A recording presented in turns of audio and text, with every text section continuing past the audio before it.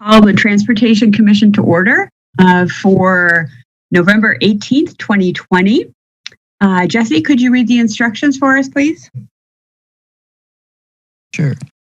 Welcome to the Transportation Commission virtual meeting. We'll cover a few basic items before beginning. If you lose connection at any point during the meeting, you can reconnect by clicking the link or calling the number in your original email. Members and city staff, if you're able, please activate your video and keep it on for the duration of the meeting. Staff, if you are able, please activate your video when you're speaking. You will have the ability to mute and unmute yourselves. Please remember to mute yourself. Use the raise hand feature when you'd like to be recognized to speak, ask questions, or request a roll call vote. The chair will do their best to call on committee members in the order in which their hands are raised. Members of the public who have registered to speak, which I don't think we have anyone registered for tonight, but the name you have in registration must match the name in Zoom so you can be called upon. When your time is up, the clerk will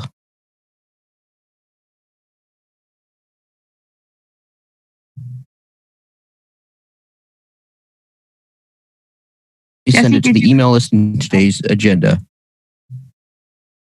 Okay, I think you froze up for a minute. Sorry, what was that? I think you froze up for a minute there, unless that was me. Was that me, or did you other folks see that? Yeah, okay. All right. Well, I think we got the gist of it there. Anybody have any questions for Jesse? Okay, Patrick, could you call the roll, please? Chris McCahill. Here. Ann Kovich. Here. Bill Bremer. Here. Ken Strike. Here. Bridget Brown. Here. Alder Foster. Here. Alder Kearney is not here yet. And then Carl Cleams. Here. Okay, thank you, Patrick. Did everybody have a chance to look at the minutes from the last meeting? If so, is anybody willing to make a motion? Ken, motion by Ken. Anybody willing to make a second? Bridget, as a second, I assume. Okay. All right, any discussion? Okay, we'll assume a unanimous consent vote in favor of approving the minutes unless anybody objects. If so, please raise your hand. Don't see any hands raised, so we'll assume unanimous consent approval of the minutes. Jesse, I think you mentioned we don't have any public comment. And Patrick, no public comment on items not on the agenda? And nothing on any of the items tonight, is that correct? Correct. Okay. All right, so we can skip that. Any disclosures and recusals this evening? If so, please raise your hand. Okay, don't see any there. Okay, in terms of the consent agenda, we had a little bit different process this time around as we had a number of referrals from the Common Council meeting last evening. And I proposed 3 of those for the consent agenda, items number 10, 11, and 12. I assume since we don't have anybody registered to speak, we don't have to deal with that. Are there any of the proposed items which commissioners wish to be separated from the consent agenda?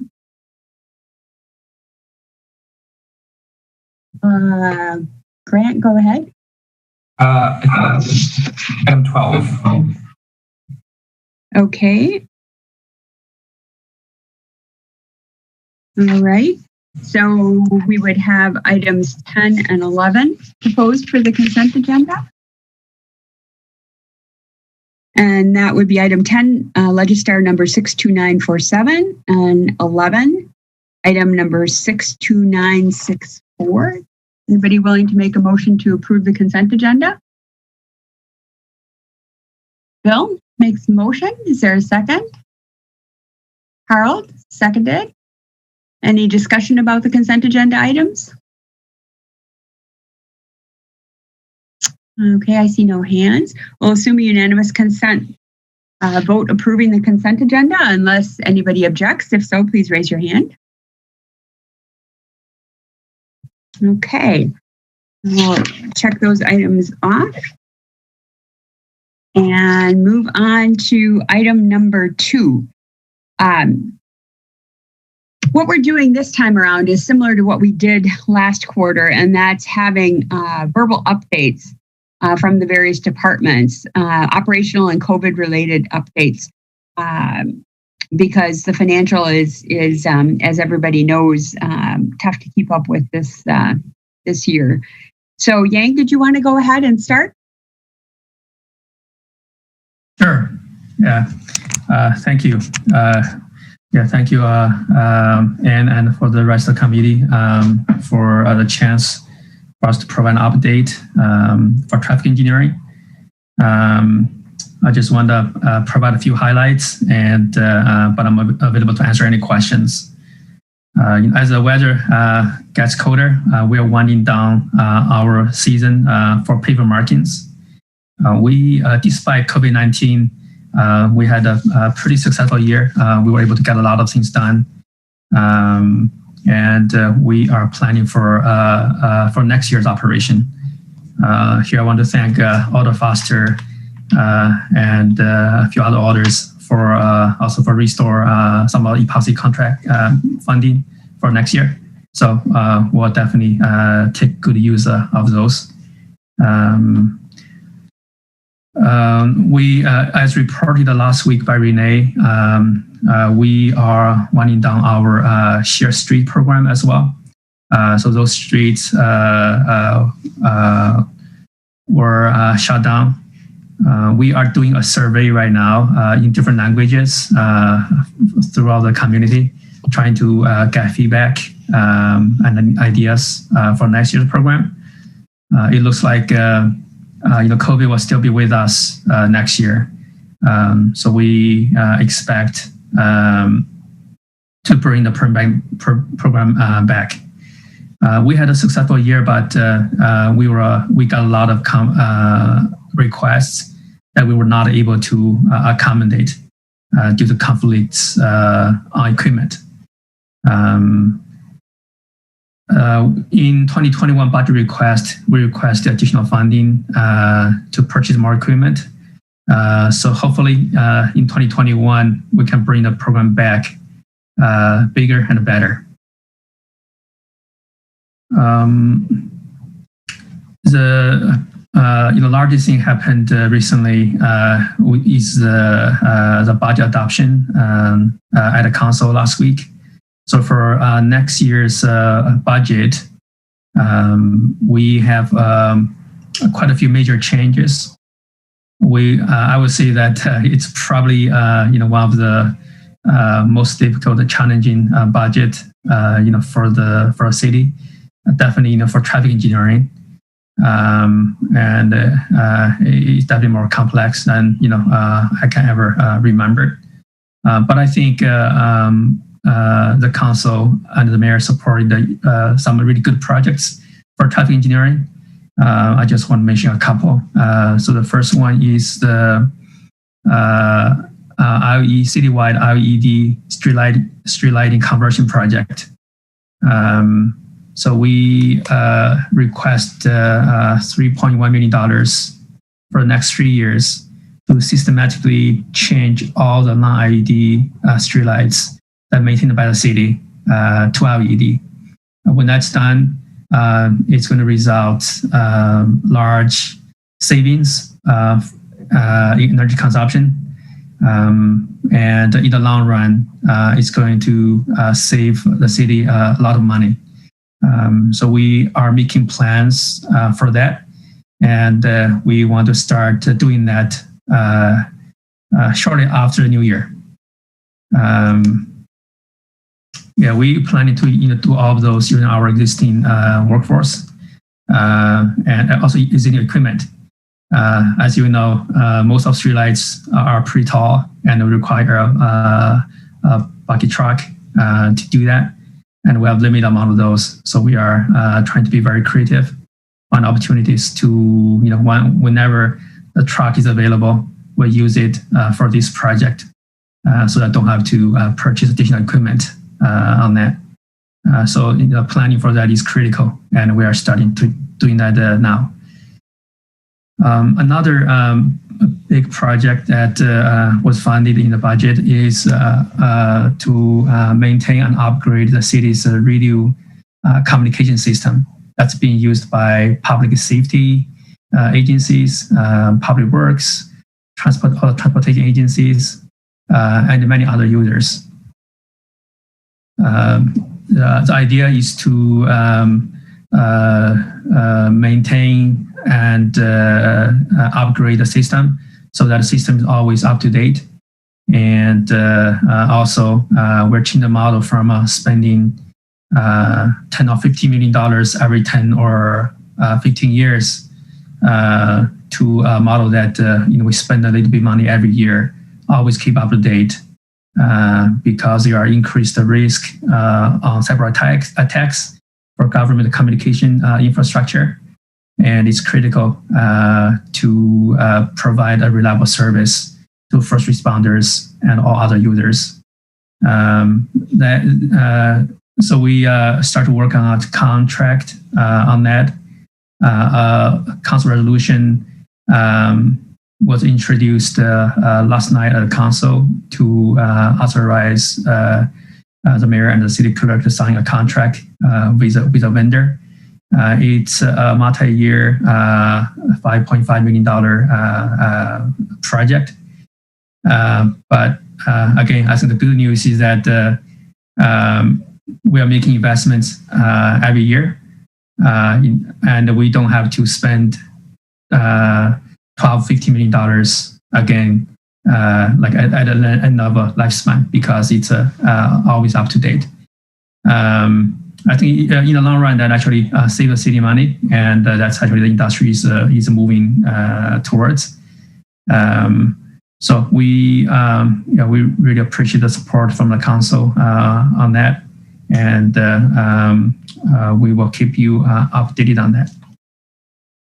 A final major change for our budget is on operating side, which is the transfer of the crossing guard program from the police department to traffic engineering.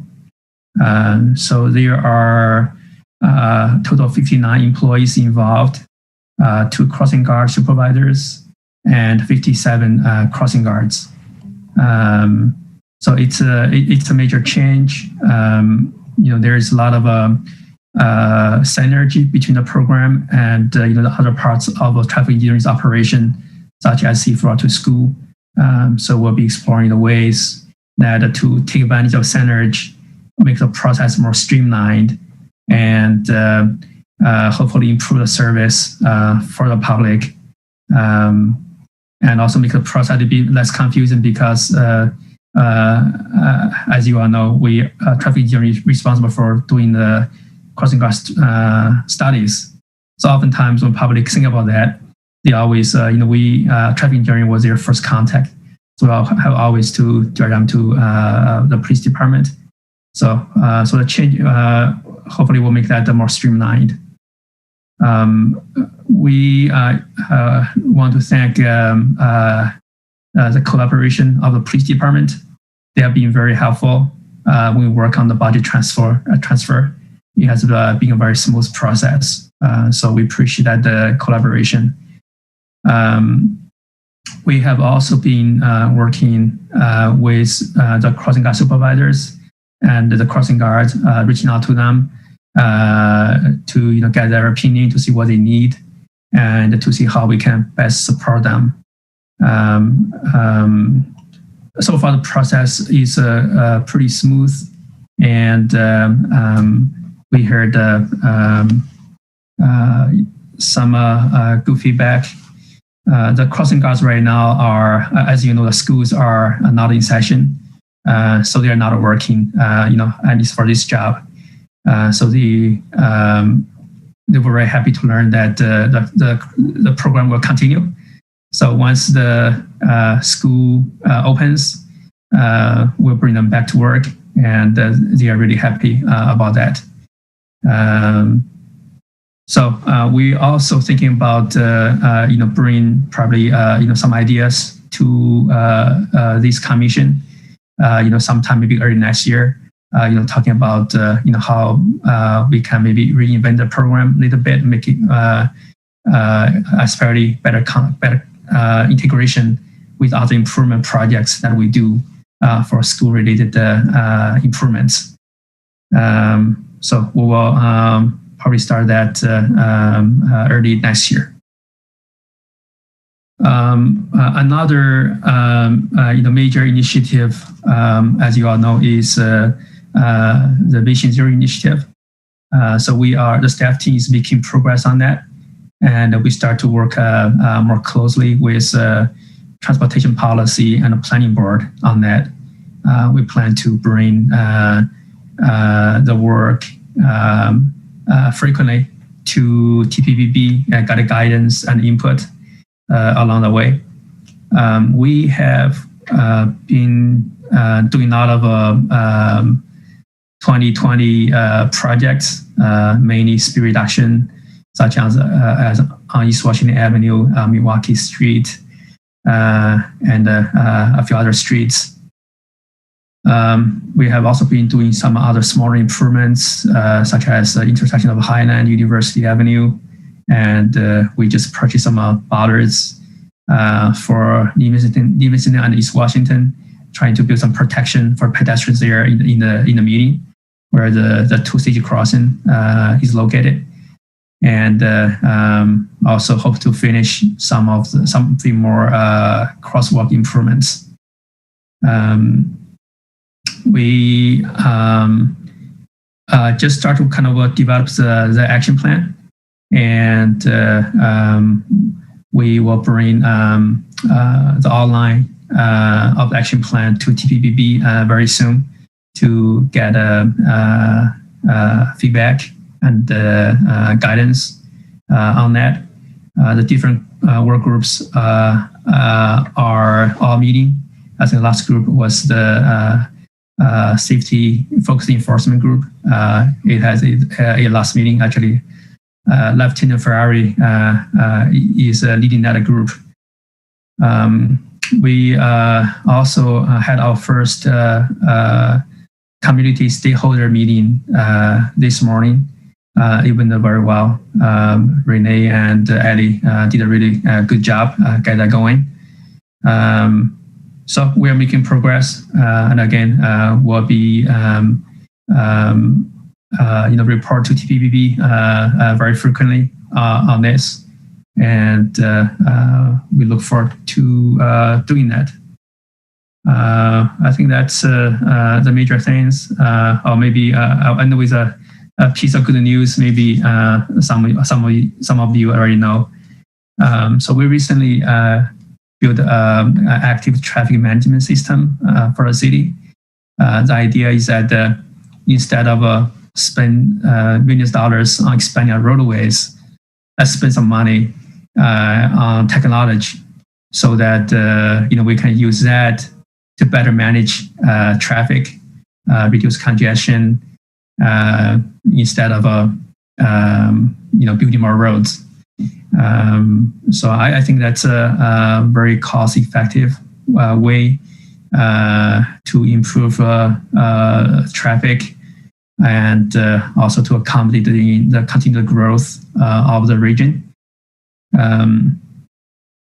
We have been using that system throughout COVID-19, doing different kind of timing changes very easily. Actually, we used to have to send someone to the intersection to make timing changes, but now we can do that from our office very quickly.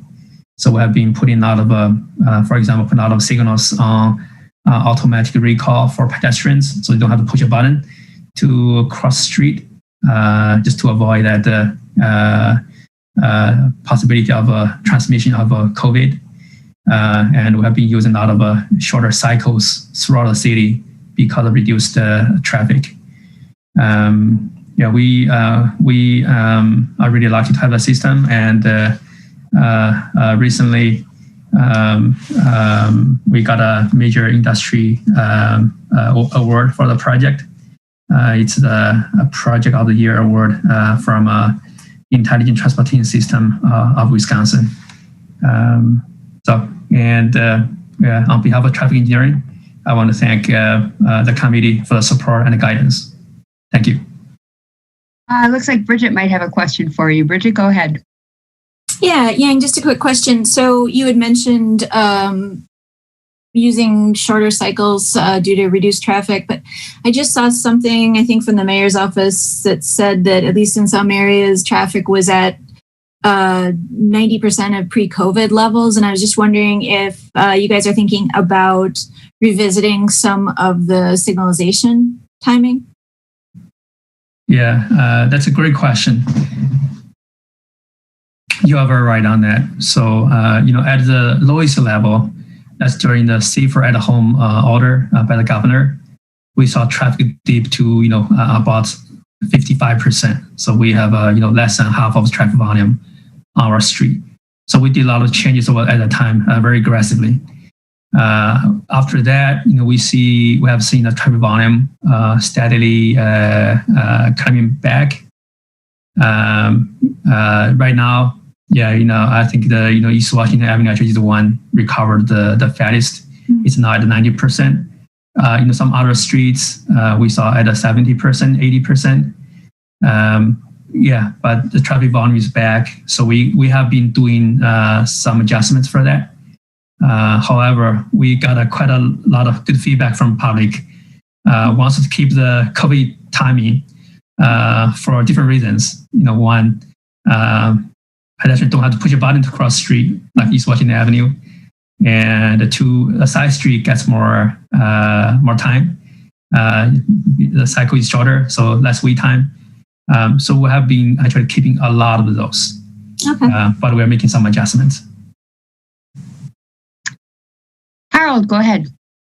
Yeah, thank you. This goes in a similar direction. I think one other change that you didn't mention is that the rush hour restrictions on places like Region Monroe, so the parking restrictions are back in place again. So yeah, I was wondering about that. I mean, I'm assuming it's driven by increasing motor vehicle volumes, but I was wondering about, part of why we did that was to allow businesses to have short-term, have those loading zones for takeout, for delivery.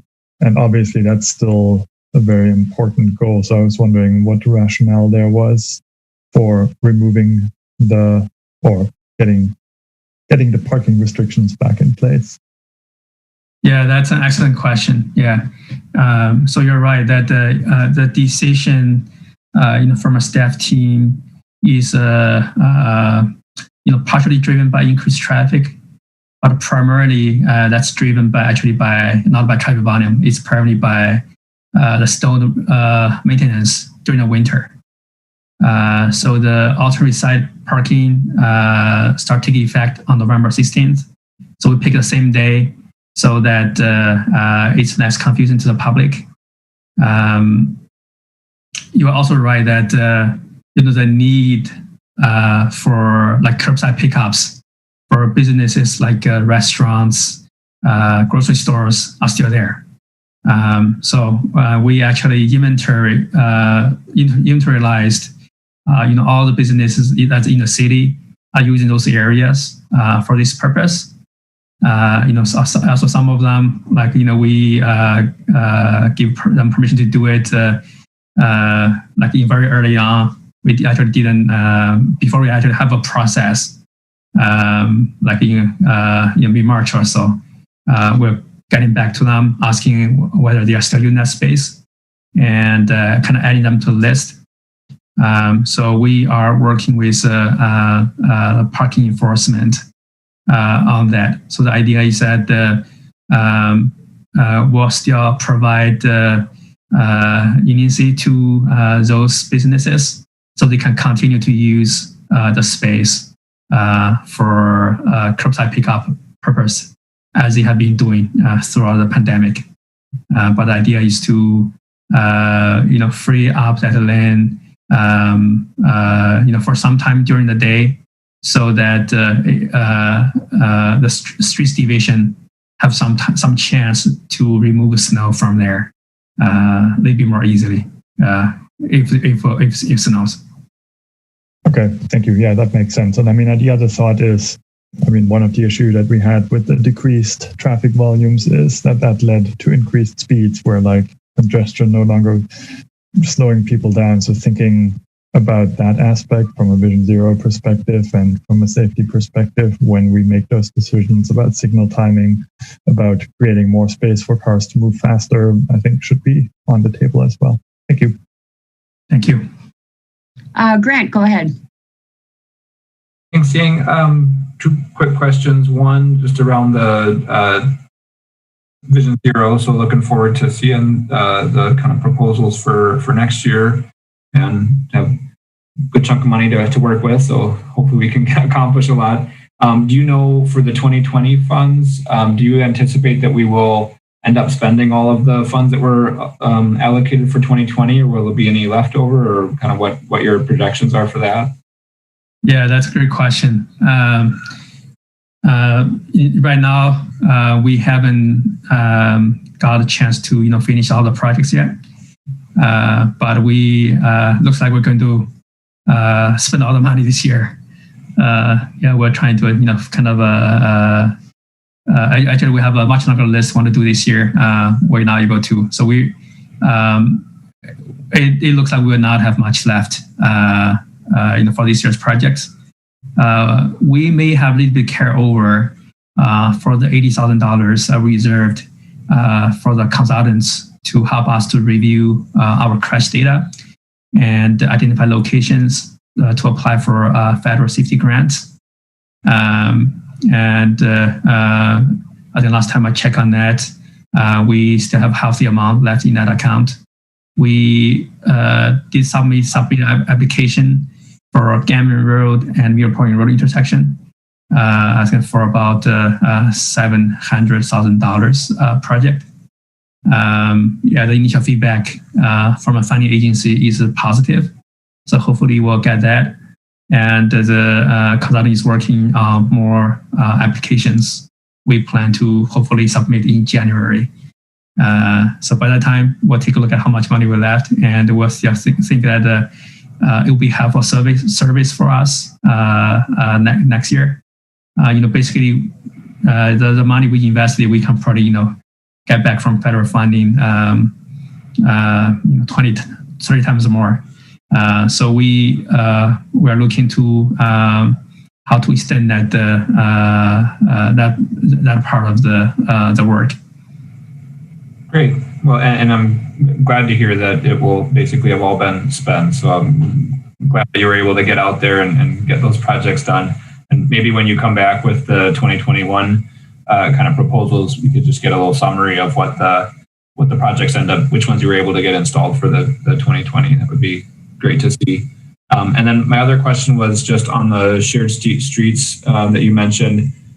Is there any update on the work that TE was going to kind of help look at for the Vilas Park one? Any updates in terms of being able to find something that would be able to keep that kind of going through the winter? Yeah, that's a great question. We have been working offline with Parks Division and all the efforts on that. So right now we are, as already provided an estimate. Some possible setups for the winter. Because one possible solution is to create a two-way access from the east end and a closed portion of Vilas Park Drive. So I think we provided an estimate on that. I think earlier this week, earlier this week. But I think we will be waiting for a decision from the Board of Parks Commissioners to see what they think about it in terms of access issues. And also, this year end, our estimate is about to do that through winter is about $10,000, a little bit more than that. So that's also going to be a big burden for us. We really don't have funds to cover that for the remainder of the year. I guess that we're asking kind of for help on that as well. Thanks for the updates. Thank you. Bill, go ahead. Yang, last week I attended the WSDOT annual Railroad Grade Crossing Conference, and one of the presentations was by WSDOT regarding their maintenance program for meeting with the railroads at each of the locations in the field where they have railroad grade crossing preemption equipment with signals. And, as you're aware, Madison has, I think, probably the largest number of preempted crossings by a local agency in Wisconsin. And the numbers, I think statewide, there's about 110 of these locations. And Madison has a fair number of these. I don't know just if it's 10 or 12 or whatever exactly. One of the emphasis areas that they were talking about was they would like to work to see that a joint maintenance inspection on the ground between the railroad and the agency responsible for the traffic signal. Are signals in Madison, are we doing the preemption maintenance annual inspections with the railroads? That's a great question. Yeah, yes, you're right. We have lots of intersections that's being preempted for railroads, and you're right. We probably among the 100 some intersections in a state, we have a healthy amount. We have been working closely with the railroad. For the recent years, to my knowledge, we haven't been going out a whole lot, together with railroad to look at, to do annual inspection. But we can definitely reach out to them. I think that's, in the best interest for. I think that would be worthwhile to contact WSDOT. They were trying to make it as a priority to help the local agencies to get those inspections if they had done them at one time. But things change out there, and strongly recommended that there be an annual inspection in the field between the railroad and the traffic signal owner. And so I would encourage you to reach out to WSDOT. Sure. Yeah. That back operational again.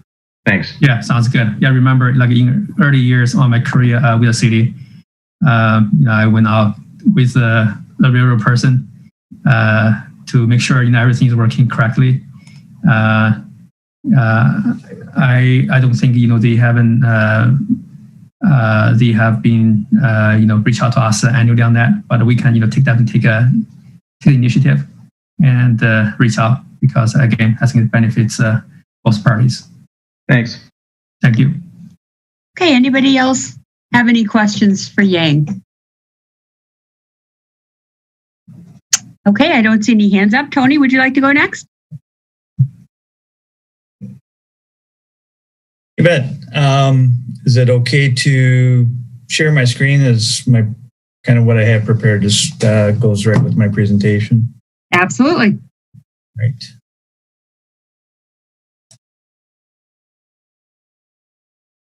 Can everybody see the slide, the Madison Police Department slide? Yes. Okay.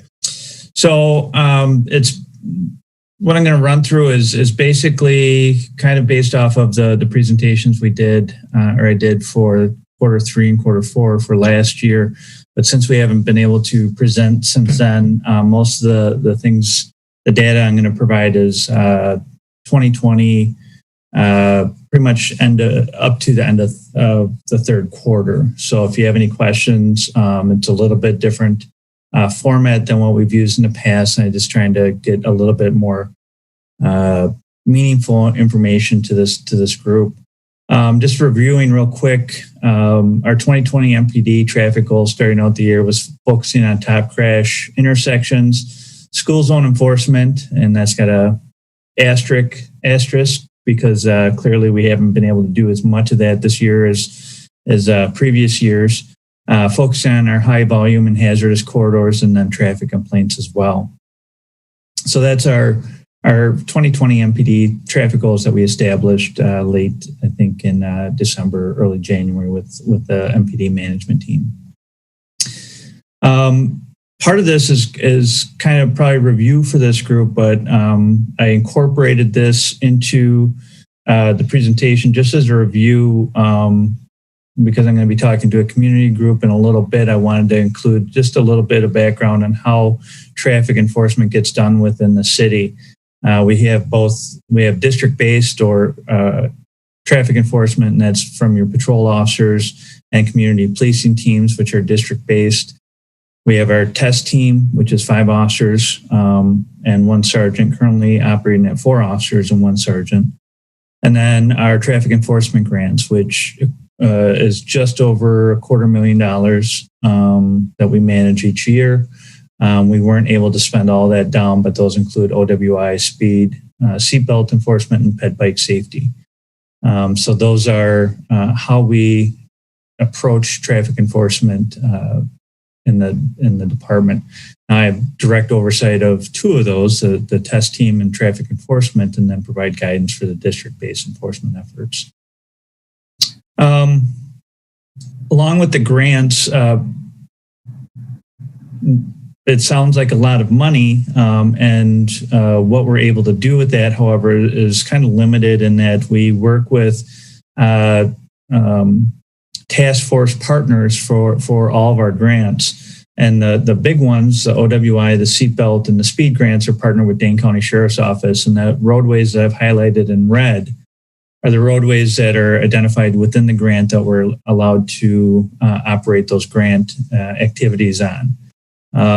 There certainly are major corridors for the city, certainly are high crash zones. We're anxious to see how that lines up with the high injury network that is being worked on.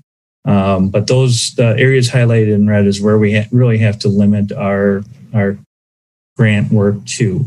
Now, certainly the rest of the city is fair game for patrol officers and our test team when they work independently or as teams. But that's where the $250,000 that I mentioned is really limited to those areas that are highlighted in the red. Real quick, so just highlighting the fatal crashes that we've had so far in 2020. Currently, we've had 15 crashes or 15 fatalities that resulted from 15 crashes. And I was going to do up a whole different one, but then somebody reminded me that we have a very useful tool in the community maps that kind of highlight where those fatal crashes have occurred within Dane County, and certainly you can see within Madison. I highlight this to most of our crashes are occurring in places that we would expect. But again, it's random enough that with a relatively low number of occurrences, 11 crashes, there's certainly opportunities for those roadways to be looked at, but trying to draw too many conclusions from the relatively low number of fatal crashes that we have in the city can be challenging just because it's kind of all over the board. There's not one necessarily super dangerous pinpointed place within the city that we can really focus efforts on to really narrow that down. So that's the community maps, extremely helpful. If folks haven't been to it before, if you click on any of the 1 occurrences, it tells you the date and the number of fatalities if there were more than one, and any contributing factors that we've highlighted. In this case, it was alcohol and speed. So all those are pretty up to date. I saw one that I had a question on, but it was just a mapping issue on our end that didn't exactly line up. So that's where our fatalities are occurring within the city so far this year. And again, we're at 15 fatalities. That's just under double what we had all of last year. All of last year we had 8. So hopefully we can continue on the trend as of recent, and we've not had any fatalities in the last month or so. So hopefully that trend continues. Continuing on,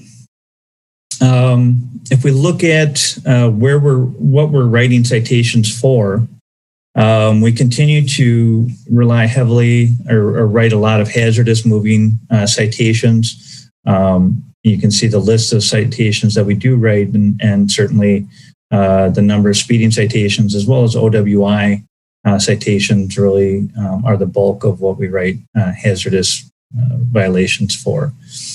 Now, if you look at the bar graph, you can see the numbers that we have written through the first 3 quarters are significantly down from the previous years. 2018 is the blue pillar, the red is last year, and the brownish colored one is what we've been able to do this year.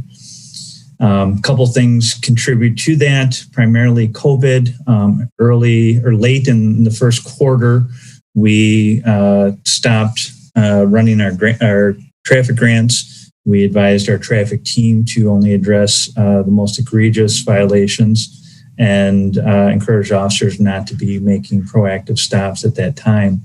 That was obviously to limit the number of one-on-one contacts that our officers were being exposed to.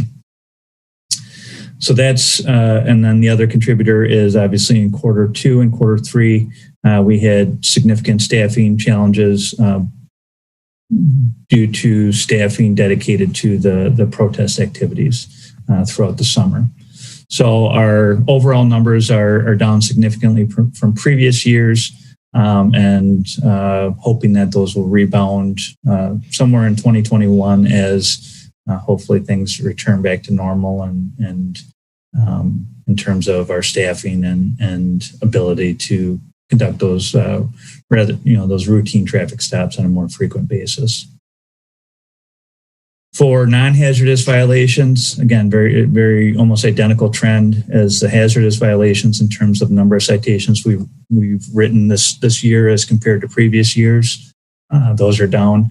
The bulk of the citations we write for non-hazardous citations are related to driver's licenses or vehicle registrations. So certainly driver's licenses are the result of some other investigation, either a crash or a stop for a hazardous violation, and the driver's status is suspended or revoked or no DL. The vehicle registration can be a combination of either proactive on-site stops or a result of a different investigation as well. So now looking at where we write hazardous versus non-hazardous, which is kind of important in terms of how we address traffic in terms of it being a safety measure and something we do to affect the overall safety or address problem or dangerous drivers. Traditionally, we're about at that same trend, and we write approximately 2/3 of all of our citations are for hazardous moving violations, and about 1/3 are for the non-hazardous citations. Our speed enforcement by zone, the bulk of our violations are focused in the higher speed corridors. So again, this is for this year. So you're pretty much almost about 85%, about 80%, I guess, are written in 35 or over speed zones, 35, 45, and our 50 mile per hour zones. So our hazardous citations and crashes,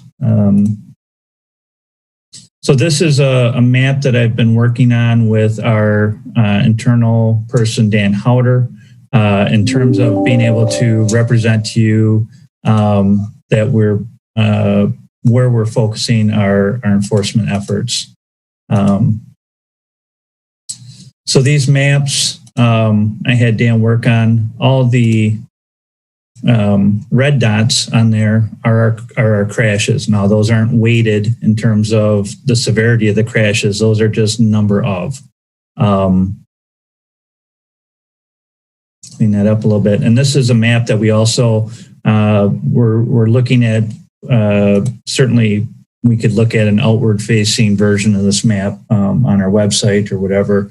But as I highlight that, if I highlight the heat zone, that is where we're writing speeding citations as compared to where the crashes are occurring. So most of our speeding enforcement is occurring in an area consistent with where we're seeing the crashes.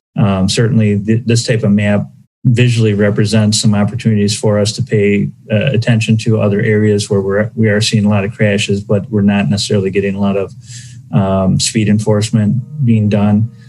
Primarily, that's due to one is that it might be an area that we can't work given the grants. A lot of our speed citations come out of the traffic grants. So Gammon Road is a good example. We see a lot of crashes on Gammon, but that's not an area that we can work with our traffic grants. It also might be an area that's challenging for speed enforcement. Gammon Road between Mineral Point and probably Woodman's does not really liken itself to being able to do effective speed enforcement. So that's not the only citation we can write, but certainly that shows where we're writing our speeding. Our right-of-way citations, as you kind of would expect, our right-of-way citations line up nearly almost identical with our crash areas. That the right-of-way is typically a crash-based citation. So when we're investigating a crash, that is often a citation that will accompany those crashes or the causative factor of those crashes. This one has more to do with one-way and not yielding to the right-of-way to other motorists or bicyclists. And that's kind of focused in the downtown area. Again, don't write a ton of those, but it's and then our OWI crashes or our OWI citations. Again, as you see, pretty much focused on the downtown area. We do write a lot of citations in that GAMP for OWI in that Gammon and Watts or the Gammon Road area. So our OWIs are spread throughout the city, but again, pretty consistent with where our crashes are occurring as well. So the vast majority of our traffic enforcement is occurring in areas consistent with where we see crashes occurring and typically on the main corridors. I'm going to skip that portion just because I already discussed where our fatalities are occurring. And then our last piece is basically what we did is we could report out to you what our crashes, what our complaints were, the number of, but really we made an effort to provide that, to put a data point with those complaints. So we actually went back by hand, and for this year it was 795 entries and similar numbers for previous years. But we're working our way back to 2015 to actually provide a latitude and longitude for each of those complaints. It has some limitations in that not all complaints are clearly, that should have clicked through to something. There we go. Not all of our complaints are identified with a specific location. So we might get a complaint that says, please do something about the speeding drivers on the Beltline or Raymond Road or something where there's a stretch of road, at which point we pick a median point in that roadway and log the complaints there. So You'll see some heat areas. So this is where we're receiving traffic complaints within the city. This is, again, year to date for 2013, somewhere around 750 to 800 traffic complaints. The nice thing about this map is that it represents, so if you were to call in the speeders hotline or make an online entry about speeding complaints, we're gonna try to update it once a month so that the year to date occurrence is being updated once a month, and then you'll be able to see your complaint there. So again, we can hover over the complaint itself and see what the complaint is. So excessive speeding excessively, speeding on Whitney. So it really kind of starts to provide a visual representation. It'll be very useful for our districts to be able to see where the complaints are for the roadways, and provide some guidance for their officers and for the test team of where we're receiving complaints. And then further down, we've gone back and forth on what would be the most useful maps to represent without just being overwhelming of having 50 different versions. So this is the most recent completed month's complaints by district. So if you live in the East District, it's for you, Alder Foster. You can see where the traffic complaints occurred in the month of October for the East District. Because the map software that we use, we can't feed that where we put the information into a spreadsheet, so we can't link it up in terms of the mapping software constantly going back to that Excel spreadsheet and being able to recognize if there's new data. We actually have to do a manual highlighting the data that we wanted to look at. So right around early first of each month, once we're sure we've caught all the data for complaints for the previous month, we'll go in, update this. So somewhere around December 5th or so, we'll change this to November traffic complaints by district, and you'll be able to see where the complaints are occurring by district and what the complaint is. We've also had some discussion on how to represent our frequent callers. So the folks who tend to call every day or very frequently. Part of it is not wanting to over-represent any one complaint. But at the same time, we kind of argued for the fact that if somebody is continuing to recognize or see that same problematic driving behavior, that we should continue to map those. So every complaint will end up in a dot or data point for this map. So that is that. And again, hopefully we want to make this outward facing. We want traffic engineering and the different folks who would benefit from the complaints, because a lot of times I just forwarded a complaint to T&E for Whitney Way by Vitense that constant speeding, and hey, couldn't we maybe get a speed board out there or get one of the, something to get folks to slow down. So it's also can highlight some complaint areas for other stakeholders in the city. So we're hoping to have this either on the PD's website so folks can access it themselves, or perhaps put it on the Vision Zero website so it's accessible that way as well. So, and that is all I have. I'll leave this up for a second. If anybody's got any questions and need to return to any of the slides, I'd be happy to do that. Questions for Tony?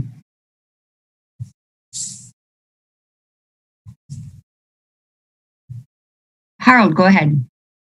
Thank you. Yeah, not so much a question, just like thanks for all these maps. And I just want to encourage you to, making that data available both in map form and also, the underlying data, because as you said, I think this could be really interesting for a large number of members of the public, city agencies. So thanks for the work on that. You bet. And we've discussed within Vision Zero of would it make sense to have one centralized complaint? So folks don't need to necessarily go through the PD for, they can just put in their concern or complaint or whatever. And then and it goes into one centralized location. So everybody can see the complaints as they come in, and certainly they would be directed to the appropriate agency, but I think everybody would benefit from knowing what complaints are coming in, and certainly folks who live on those roadways, experiencing those things every day. It can be pretty frustrating to experience every day, and I think it starts getting closer to allowing those complaints. Most are folks who don't routinely complain, and they're worried about the safety on their local roadways. So that's where a lot of that is generated. So. Okay, thank you. Ken, you're next. Lieutenant Fiore, is there any of the 11 crashes that involved fatalities that didn't involve alcohol or speeding? I can't think of any. I mean, there's a pedestrian crash on East Washington Avenue that it was a hit and run to a pedestrian. We believe the pedestrian. I don't think there was any sense that the pedestrian was at fault in the sense of it. What I'm getting at is, I think a lot of times people sort of whine because how come the police are out there giving tickets for speeding? How come they're giving tickets for OWI? To just emphasize that an incredibly high percentage of the fatalities are due to one of those two factors, and oftentimes both of those are in one kind of thing. This isn't just sort of a thing that you guys are doing because you like giving tickets. This is, and also just looking at the map, I mean, just offhand, I can't think of any one of those intersections where traffic engineering could have made a better road or anything like that. You can't engineer your way out of this. We're not talking about, a sharp curve on a downhill ramp with no guard or anything like that. This is just a really important factor. And I don't know whether, I'm talking about a greater media appreciation or whatever, but getting across that this is really important stuff.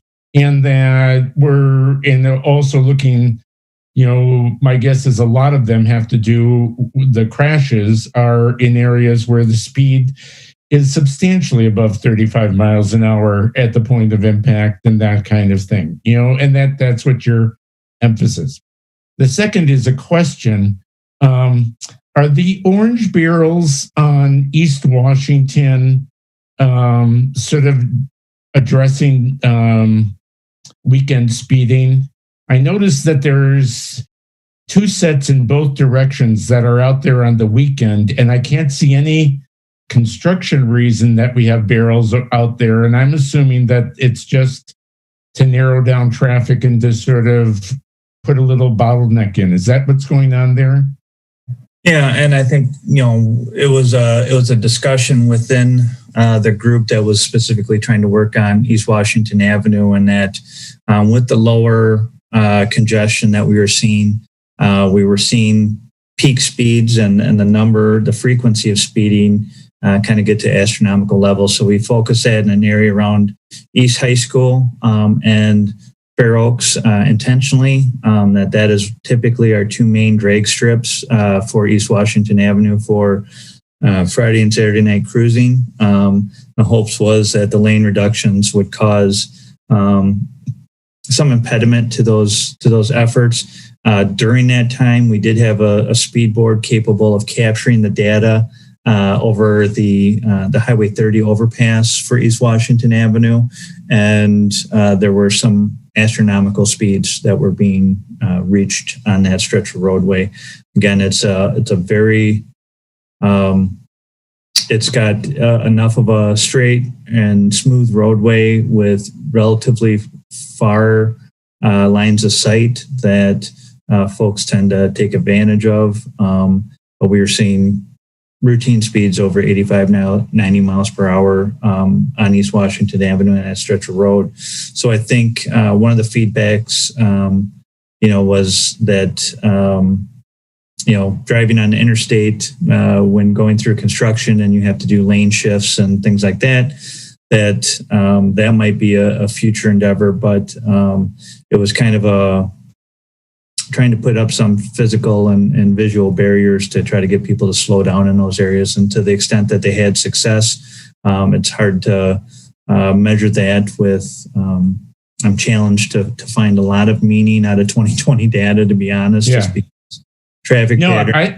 I commend you. It's a low-tech approach. You're not waiting for some kind of magic technology. But as I was driving that stretch, I just thought, well, probably if they have 2 in each direction, what I know of on weekend nights, they could probably put in 5 of each direction if we had enough orange barrels, Yeah, we had a lot of that actually came out of that work group, and the folks who had to go out there on Friday afternoons and put up the barrels and take them down on Sunday nights or Monday mornings certainly put in a lot of legwork to make those possible. And again, it was kind of a low tech temporary solution. That's kind of what we were seeing of a peak of the cruising problem and really affecting the quality of life of folks who lived on East Washington Avenue. So both the dangerousness issue on East Washington Avenue as well as a quality of life for the folks that lived within a block or two of East Wash. Thank you for doing that. Yang, did you have something to add there? Oh, yeah. I just want to see that. Yeah, it's really thanks, Ken, for pointing that out. I think when folks are traveling, when they see things on the street, they may not be noticing it. So it's nice to see that get noticed and people reacting to it. That's a kind of joint effort between PD and Traffic Engineer Mayor's office. We're trying to come up with a more comprehensive solution. Enforcement, engineering, and education as well. We have a bunch of speed boards out there, and we also use the Chimbo message boards to convey the message. So just doing what we can to help out. I discourage having a messaging board because I think it would reinforce people who would want to see what number they could get. But anyway, you know what I mean? For the people who want to follow the rules, it works. For the people who don't want to follow the rules, it reinforces not following the rules. So yeah, and we try to get most of our boards to cut out after 15 to 20 miles per hour over the speed limit. Oh, okay. They're not trying to see what they're getting on the radar gun, and I would agree. And I think that in low congestion, it's not as effective, but and when you have moderate congestion, when you're getting the average driver to check their speed, maybe slow down 5 miles an hour, that forces it reduces the opportunities in the roadway conditions for the drivers who do want to go to those excessive. And Madison wasn't unique. I just read an article in International Chief of Police that Ohio did a study, and they, prior to 2020, it was somewhere around 1.5% of the drivers would drive 20 miles an hour over the speed limit. And in like June or July, they did the same measurement, and they were almost doubled or more than doubled that percentage. So it's a phenomenon that's occurring throughout the country. And it's, I'm not sure the exact psychology of it, but I think the lower congestion it certainly contributes to it. Okay, thanks. Bill, you're next. Thank you. Lieutenant, I think you're to be congratulated for the work that you've been able to accomplish or try with. This has to be the most frustrating year for traffic enforcement. All the things that make this the most challenging year that anybody could ever imagine. And you certainly will hear about it at 6:30 when you go to the community meeting on the west side. And so the streets that you had brought up in your map, you will hear about those. So I think, and I've said this to others on our transportation commission, that if we're going to be able to accomplish what we want with Vision Zero, that we have to have enforcement as a viable partner with the engineering and education. So I think that hopefully we can get back to with staffing levels they'll work for traffic engineering and education as far as getting their speeds lower and so forth. But I like the maps that you've generated. I think those are great ideas, and I appreciate your initiative in getting those. I think that's very useful information of combining all the different information. So try to keep up the good work, and hopefully things will get better next year. Thanks. Thank you. Yeah, we had to stop and start our traffic grant activities 4 or 5 times. We really tried to push the envelope, but sometimes it just wasn't feasible. So hopefully we've started to resume those. We've got 2 grants that are active, our alcohol enforcement as well as our seatbelt enforcement. And those, we've actually got one. If you're driving on the Beltline anywhere tonight, I would suggest going 55. We've got one out on the Beltline tonight. So through November and December, we focused most of those grants on East Washington Avenue and the Beltline, kind of our 2 most problematic areas right now. And then once we move into January, we'll start getting those into the other streets that need attention as well. I don't think too many people go 55 on the Beltline, do they? No, unfortunately, I did an experiment the other day, and it was for a legitimate law enforcement purpose, but I drove 63 miles an hour down the Beltline from Highway N, or right by the Yahara Golf Course, all the way to a meeting at West District, and I passed 0 cars that entire stretch, and certainly was passed by a lot of vehicles. So I thought it was telling that I maintained a very moderate speed consistently, and I passed 0 cars, and I was going over the speed limit. So it's certainly a little bit out of control right now. Yeah. Any other questions for Lieutenant Fiore? Okay, thanks very much, Tony, for the maps and the information. And I think it's you've been very responsive to the concerns that people had, and the type of information and how it's presented is very helpful and will work very well with our Vision Zero conversations, I think, as well. Great, I appreciate it. And always, if there's anything that this group wants to know more about or see more about, I'm happy to incorporate that in the quarterly updates. Okay, thank you very much. Justin, you're up next.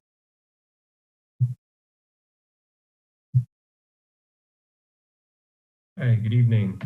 So just a quick update on a couple of items. So first, kind of the elephant in the room is our COVID operations.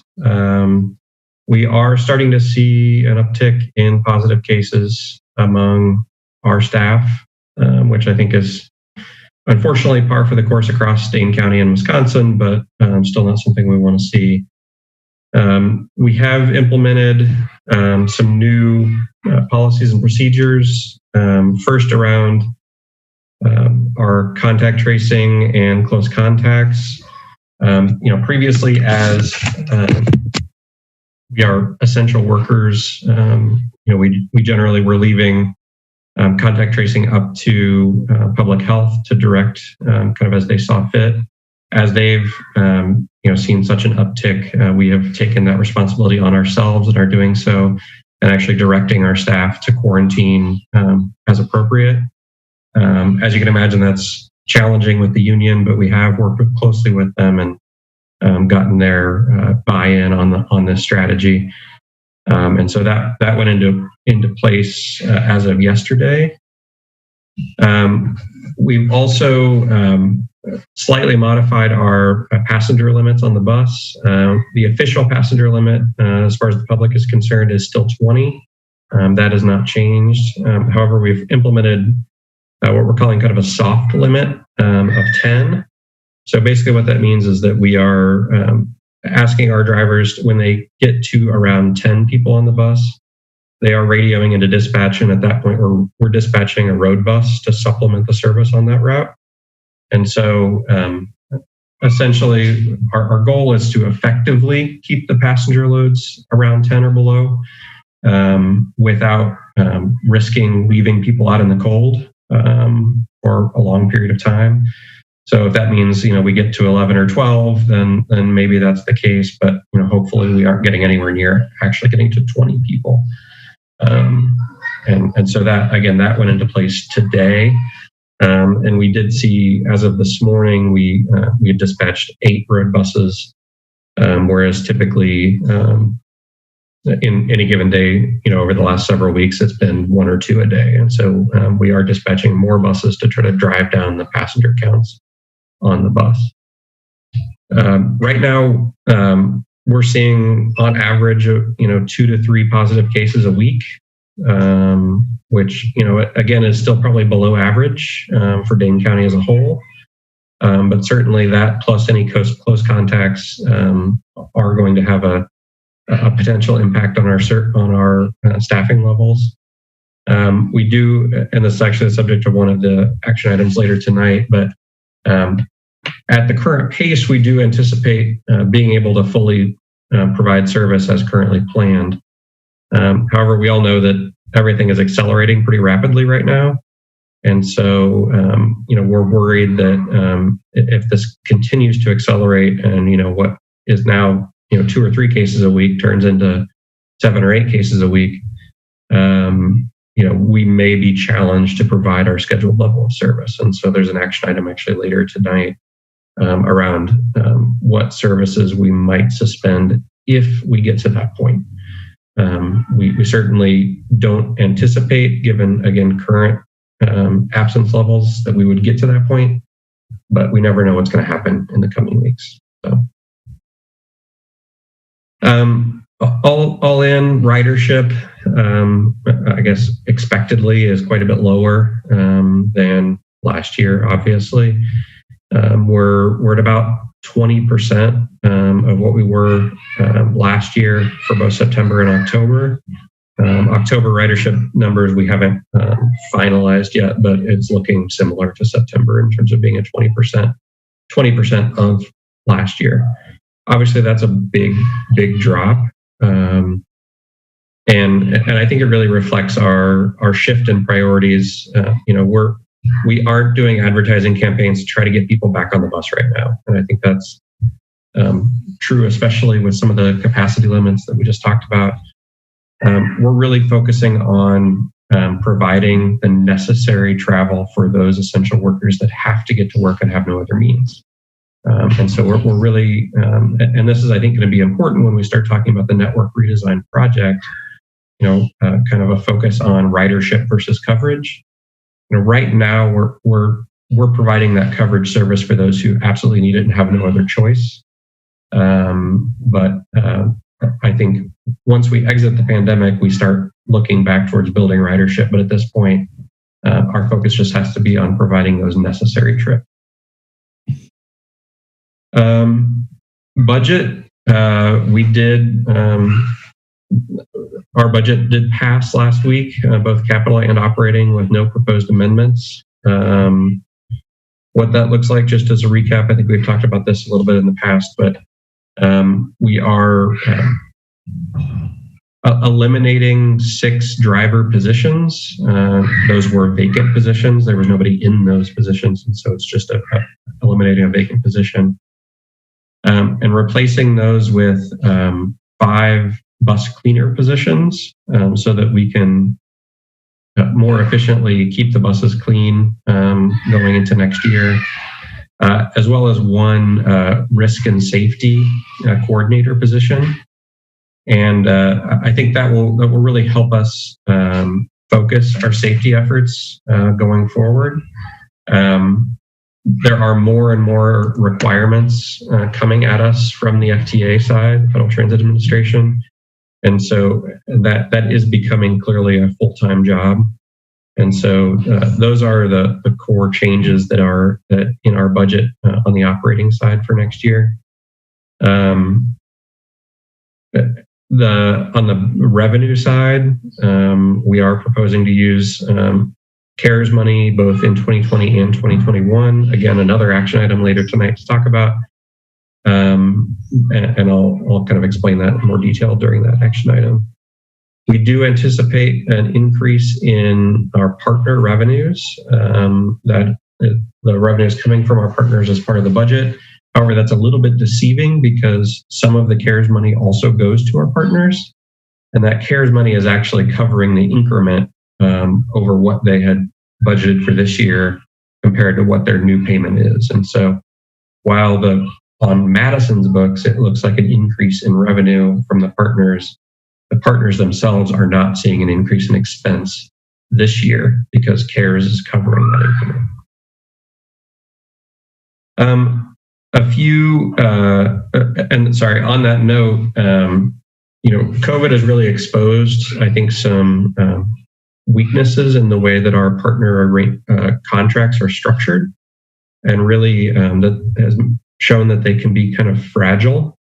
For example, when we are reducing our service due to COVID, that shifts some of the additional overhead expenses to our partners because they are now a larger percentage of the system. And or some partners like MMSD, when they suspend their service for good reason because they're not in in-person classes, that in turn shifts costs around to different partners. And so basically without CARES money, many of the partners would have seen in some cases a 50% or more increase in costs this year. Thankfully we have that CARES money available to us, but it really exposes kind of how fragile things are, and I think it's shown that to them as well. And so we are starting a process that I'm guessing will be a fairly long process to really hammer out, is there a different way we can structure these contracts that makes them a little bit more resilient? Because I think the worst thing that can happen for the entire region is for partners to start dropping out, which would set off, I think, kind of a domino effect, because one partner pulling out would increase the cost for all the other partners, which would increase the pressure for those other partners to start pulling out too. So I think it's in all of our interests to find a way that's a little bit more resilient. So we are starting some of those discussions. Again, this is not something that will be a couple week or a month discussion. I anticipate this will go well into mid to late 2021, but just wanted to make sure you're all aware that we're starting some of those conversations. A few of the just updates on the big projects that we're working on. So first, the BRT line. We've had several public meetings over the past couple of weeks. We've got a few more over the next couple of weeks.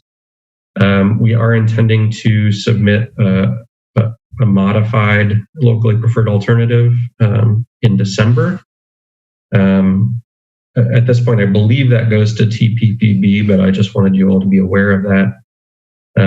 The functional changes are a couple stations shifting around, as well as shifting to a center lane configuration for several sections in the corridor, which I think will provide better transit service and reduce some of the impacts compared to a curbside lane configuration. Our network redesign study is just getting kicked off. We had some of our initial meetings with the consultant this past week. For those of you who have not yet watched or were not present at the combined meeting with TPPB for Jarrett Walker's presentation, I encourage you to view that. I think all of you were there, but just in case, I think that really set a good table for the process going forward. I don't anticipate the next several months will primarily be data collection from the vendor, from Jarrett Walker. And I don't anticipate anything substantive for them to come and discuss with this board or TPBB until probably the first quarter of next year. At that point, we would start having the discussions around, what our next steps are. And then finally, a project that's in our capital budget for 2021 is a technology upgrade. It actually had been in our capital improvement plan in previous years, but at a much lower dollar amount. So we were successful in getting that dollar amount increased from $4 million up to $10 million, which based on my experience, is actually closer to what it will take to implement a project like this. The $4 million certainly was not sufficient to do what was envisioned for the project. And so we're working hard to develop an RFP for our technology replacement. Again, this would include all of our technology, including our GPS location, our dispatch, our fare collection, all of the above. I think it will result in much better efficiencies for us as an organization, as well as much better data and information for passengers.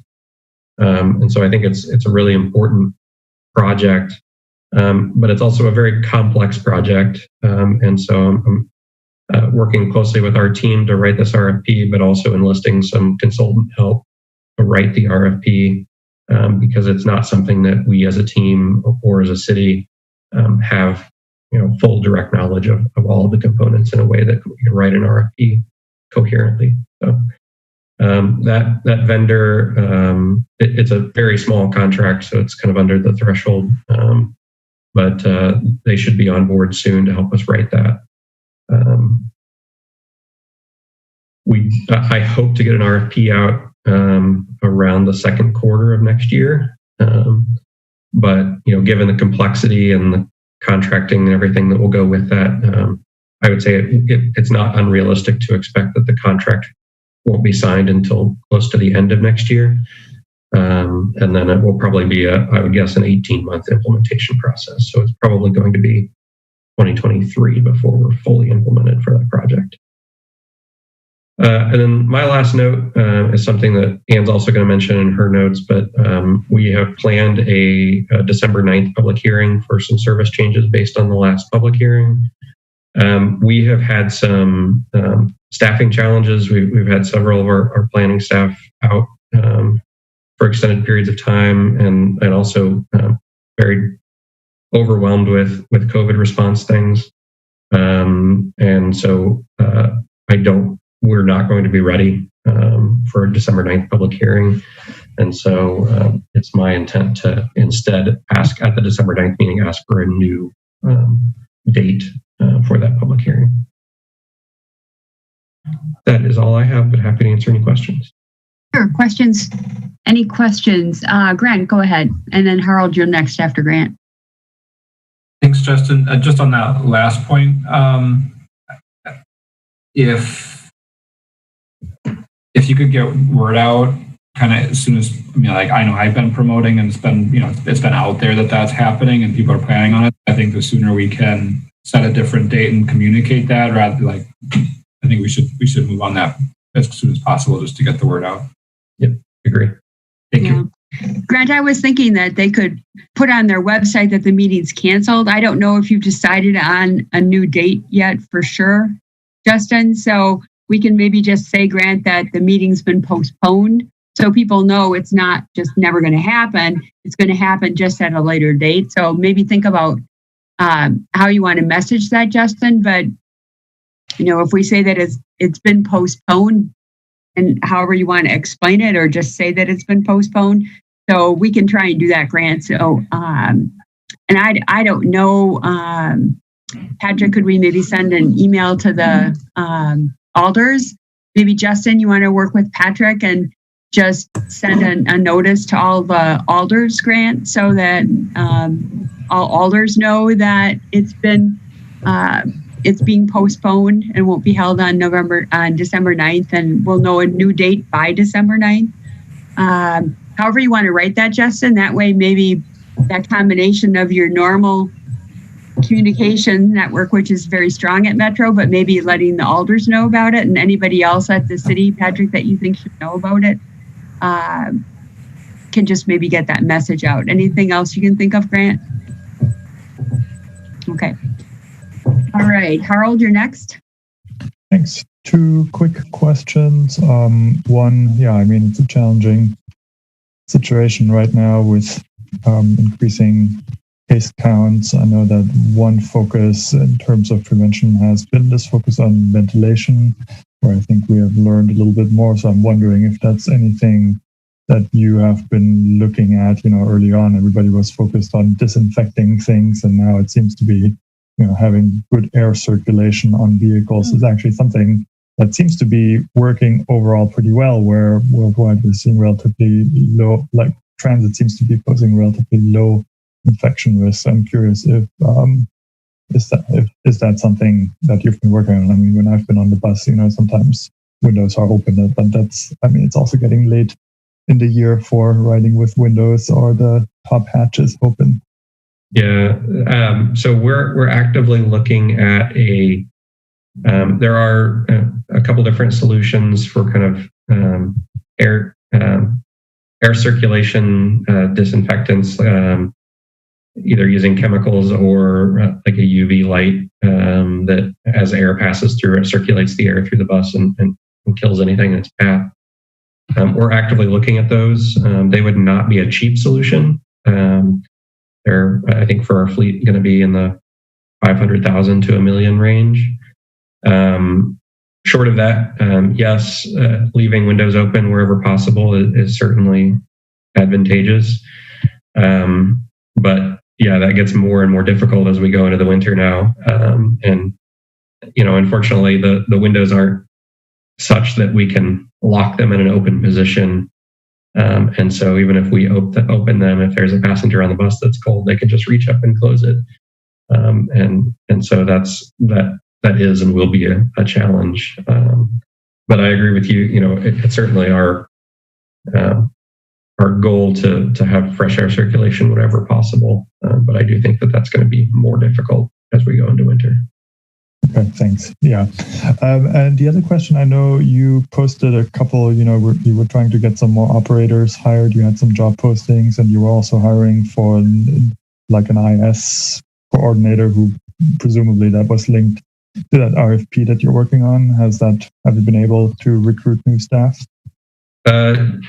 Yes. So we have, fortunately, unfortunately, we were severely understaffed going into the pandemic, both in operators and mechanics and kind of across the board. And so, we've been not quite as subject to the hiring freeze because we were already so under budget on our staffing levels. And actually, the market for bus drivers is improved. We're having much more luck getting people in the door, presumably because the other industries are suffering and laying people off. We've been hiring kind of as fast as we can for bus drivers. The big challenge there is that, whereas we used to have 15 people in a class in a small room for training, now we're trying to limit that to like 5 or 6 people. And so we're working on doing multiple shifts of training at different times of day or in different rooms. But that does require more trainers to run those classes. And so it's a little less efficient, but we're working through that so that we can get our staffing levels up and frankly take advantage of the current employment market to try to get as many people in the door while we can. And there's a couple higher level staff positions, as you mentioned, that we are hiring for. One is our IS coordinator, which is our IT group. The incumbent there actually retired back in September, and so we are hiring for that position. And that posting is closed, and we are. I'm expecting the list of candidates to interview from HR any day now. I haven't seen those yet. Similarly, our maintenance manager retired in September. And that posting is closed as well. And we're hoping to get those candidates soon over for interviews. I'd hope to have both positions filled by early next year. Those are both really critical positions, especially right now. The IS coordinator because of this big project that we've got coming up, and then the maintenance manager because of everything COVID.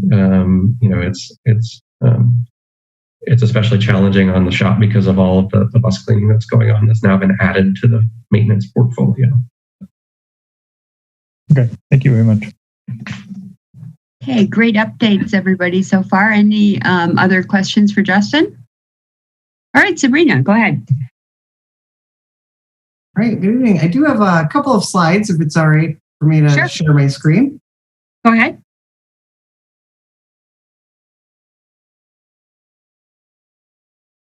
Okay, so starting out kind of where we're at with revenues and occupancy, we really have not seen any significant change since June. This graph here is just a screenshot from the COVID-19 recovery dashboard. There's a number of various metrics from different organizations. This is the parking division's metric that's being tracked. This just reflects the garage hourly and visitor parking, and then metered revenues for both on-street and off-street. So it does not include the permit revenues for monthly or residential parking. Those revenues have remained relatively stable, but this is where we're really seeing significant decline still in revenues. That yellow line there represents the monthly revenue from 2019. The green line there represents the year-to-date monthly revenues from those receipts. The dip down here is the period of time when on-street parking was free for metered parking, and based on the level of demand, essentially the on-street parking could accommodate most of the parkers, and so we had about zero or close to no revenue during that period, with our garages empty and the on-street metered spaces pretty much full, parked full all day. And then where we see the increase here is in June, and that has remained pretty much stable through September.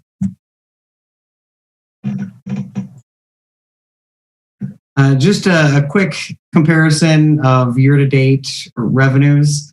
If we look at the bottom line here, total revenues through September last year were $12.2 million. We're currently at $5.6 million, which is a decrease year-to-date of $6.6 million in revenue compared with last year. Pretty much every category has decreased significantly, but obviously our primary source of revenues comes from garage, daily, and visitor and special event parking. And year-to-date, those revenues are down $4.9 million, a 67% decrease. So those continue to have a pretty significant impact on our budget and our reserves going forward, with really very little recovery. Just a couple updates. Moving on to some of the projects we're working on. This is just a snapshot here from the third quarter Judge Doyle report and demolition of Government East Garage. So that is on track, scheduled for completion, estimated by end of this month. And then the bike center is also complete, but the Freewheel is waiting for a grand opening until they're able to do that safely.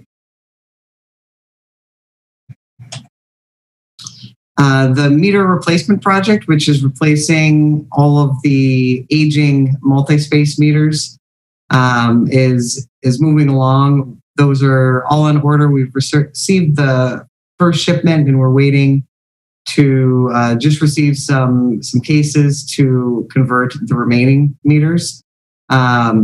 We've already relocated a number of those spaces. There are about 110 spaces, if you might recall, that we identified earlier this year that were actually not generating enough revenue to cover the operating costs for maintaining those and operating those. So those have been removed and relocated at some of the highest demand locations for multi-space. So we've already replaced a number of those and taken about 20 blocks of multi-space meters out of service have been replaced.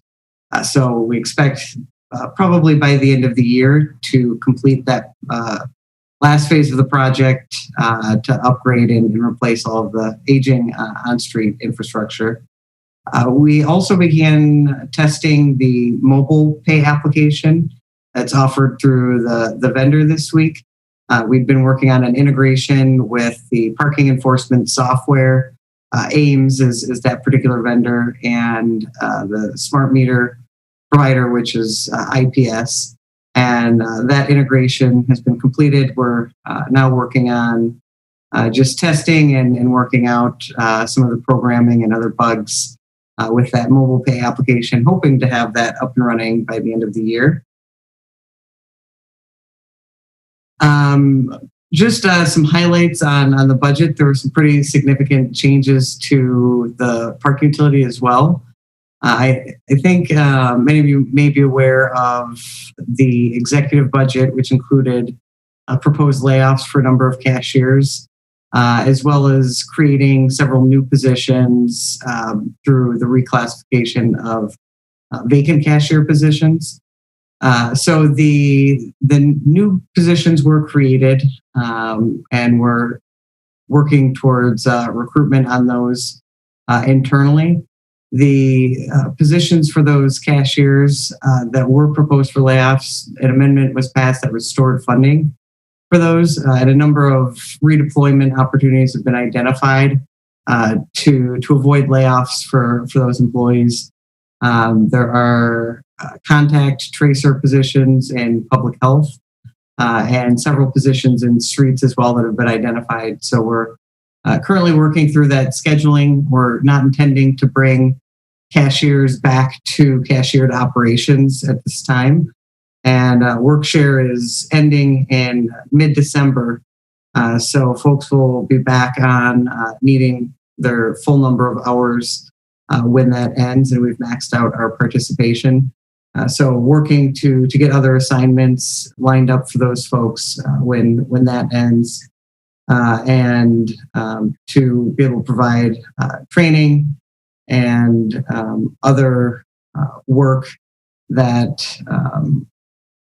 is safe for employees at this time with where COVID is at. We don't feel that it would be appropriate to encourage that public contact by having staff working those booths, because if folks are in them, people will use them, and we want to avoid that one-on-one contact with the public if it isn't absolutely necessary at this time. And with our current occupancies being as low as they are able to run on fully automated operations without too many problems, and then remote monitoring on those.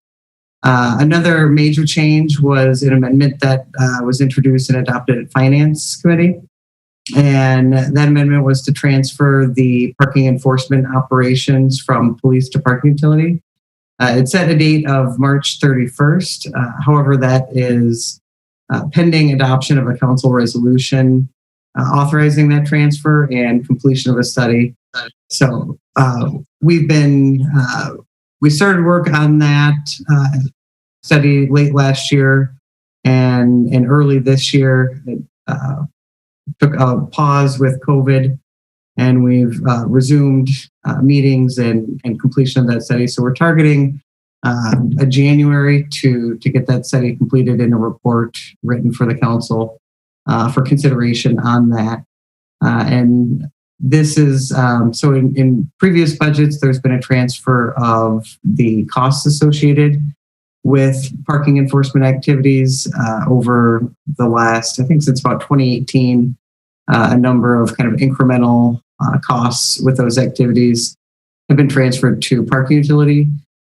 So this transfers all any remaining costs and then the full operation. So that would be a management change as well. So it would be under the direction of parking utility and presumably housed with those folks working out of parking utility offices. With that, I'm happy to answer any questions folks may have. Anybody have any questions for Sabrina? Chris, go ahead. Thanks, Sabrina.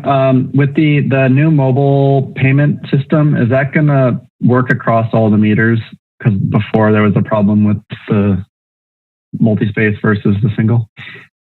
Sure. Yeah. And that was, at least with that was an issue of two different vendors. So we've got the single space, which is our new vendor, and the new equipment we're purchasing. And they have their own in-house mobile payment app. So that would work for both their multi-space and single space. We've purchased a couple of their multi-space machines, but their primary focus and in development is really on single space smart meters. So there's at this point we're not looking to significantly expand the number of multi-space with that vendor, but it will work at all of the meters, both on street and off street, once we've completed the conversion. Great. Also, quickly, do you have any thoughts why RP3 permits are down as much as they are? So I think a number of people are choosing not to purchase them. I know we had a discussion at our staff meeting today about how it's being communicated with the public in terms of timing and whether they need to purchase a permit or not. And I think a number of folks that are calling are electing not to purchase one at this time, given the uncertainty of when those restrictions will be enforced again. So I think there are a number of people really just waiting to see and see what happens. Thanks. Okay, anybody have any other questions for Sabrina? Okay, I don't see any hands up. So thanks very much for those updates. Very informative. Next, we've got item 3, 2021 Public Works Transportation Projects. Chris, which one do you want to go with first? I think first maybe we'll have Tom run through an update on the 3 resurfacing projects. Okay, go ahead.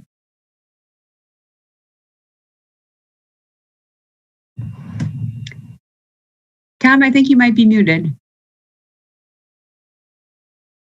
Okay, there we go. Yeah. So I'll try to start out with the easiest and work our way up.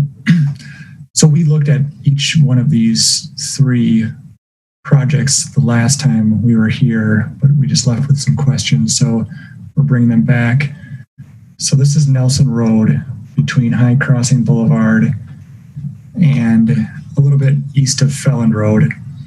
And we were looking at getting bike lanes to Felland, at least an eastbound bike lane was kind of the big question mark when we left that meeting. And I looked at it and I don't think that's going to be an issue. I think we can fit it in there. And I think we're going to try to get an extra foot or 2 of asphalt on this southern pavement edge. And that will make it line up pretty well with the existing eastbound. So the eastbound bike lane would get you to Felland Road. And then for westbound, there's no bike lanes outside of the city limits, but then we could pick it up here at the intersection. And then westbound, we could get to Morgan Way. The one question we left with on this part was whether or not we need these 2 lanes, the 2 westbound right turn lanes onto High Crossing Boulevard. I didn't get a definitive answer on that yet because that could connect up to this bike path that then goes into Sun Prairie. But if we are able to do that, that's pretty easy add-in. I guess the one thing is that that's outside the limits of what would be repaved because that's concrete there. So here's the concrete asphalt limits, but we could include that as part of this project if we're able to remove one of these turn lanes. So otherwise, it's pretty much as it is right now with 2 lanes that drop here. We would just drop this eastbound lane a little bit earlier to make this bike lane fit. And we've got the left turn lanes existing right now at Phelan. So does anyone have any questions on this one? Otherwise, we can move on. Okay, go ahead. Thanks, Tom. Just a question on the kind of the lane widths. So on the sort of west end of the project and eastbound, is that 5 foot? Is that to the curb? Is that including the gutter pan? Yeah, that should be, that must be a typo. That should be at least 6 feet. I can double check that, but there shouldn't be an issue with making that minimum 6 feet. Okay. Yeah, and I mean, I kind of just looked through the whole thing. I guess my recommendation would be to just use 10-foot travel lanes and then whatever's left for the bike lane, and which, like up there, if it's, you'll probably do 12 and 10, I would assume, like 12 with the gutter. So you should have a fair amount left, and even if you're just getting them up, I think, instead of a 4-foot lane, you could definitely get 5 or even a buffered lane. I think through a lot of it. There might be a little areas where it's a little bit more constrained, but I guess that would just be my overall recommendation, and kind of in both directions, is just really keep the travel lanes to 10 foot and then use whatever extra width you're able to recover to have a more generous bike lane, and or buffered bike lane if you're able. Okay, yeah, we can do that. Great, thanks. Anybody have any other questions? Okay, I think you can move on to the next one then. Okay, so this is Odana Road between Gammon and Whitney Way. So the resurfacing portion of this would just be the eastern half, so between Whitney Way and Research Park Boulevard. But as part of this project, we are proposing to convert from a 4-lane roadway to center turn lane with bike lanes for the entire stretch from Gammon to Whitney Way. So we'll have to do removals of the existing pavement markings between Gammon and Research Park, and then put down this. And when we left last time, we were kind of looking at how this is going to connect in on either end. So at Gammon Road, there's a dual left turn from southbound onto Odana, and there's 2 through lanes from Westtown Mall. So we are going to have a transition, and I think the best we can do is get Sharrows in here, and then we can pick up the bike lane, the buffered bike lane at Platt. And Platt Drive also connects into that new underground bike path that goes underneath Gammon Road towards the Beltline. So I think that's good to be able to make that connection here at Platt Drive at least. When we work our way east, we have a 48-foot width. So we're going down to 10-foot lanes for each of the 3 lanes, and then a 2-foot buffer with 7-foot bike lanes. It keeps that 48 feet until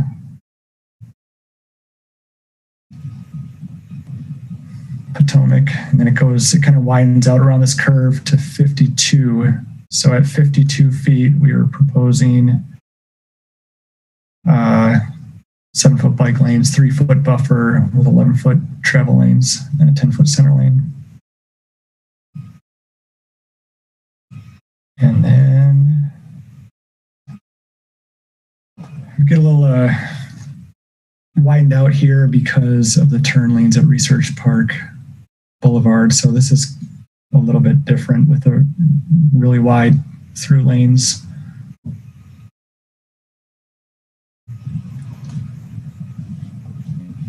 And then we go back down to 44 feet. So this is where we drop the buffer and we just do 7-foot bike lanes with 10-foot travel lanes. And I think that takes us all the way to Whitney Way. And then at Whitney Way, it's kind of like Gammon, where we've got the 2 lanes leading into the intersection and 2 lanes coming out of the intersection. So this northbound Whitney Way is a dual left, and there are 2 westbound through lanes through the intersection. So we need to keep the 2 lanes here just to make that intersection operate. And then we'll drop the lane and pick up the bike lane further west. And kind of the same thing eastbound. We just don't have the width to fit in a bike lane, a separate bike lane, and still make the intersection operate with the volumes that it receives.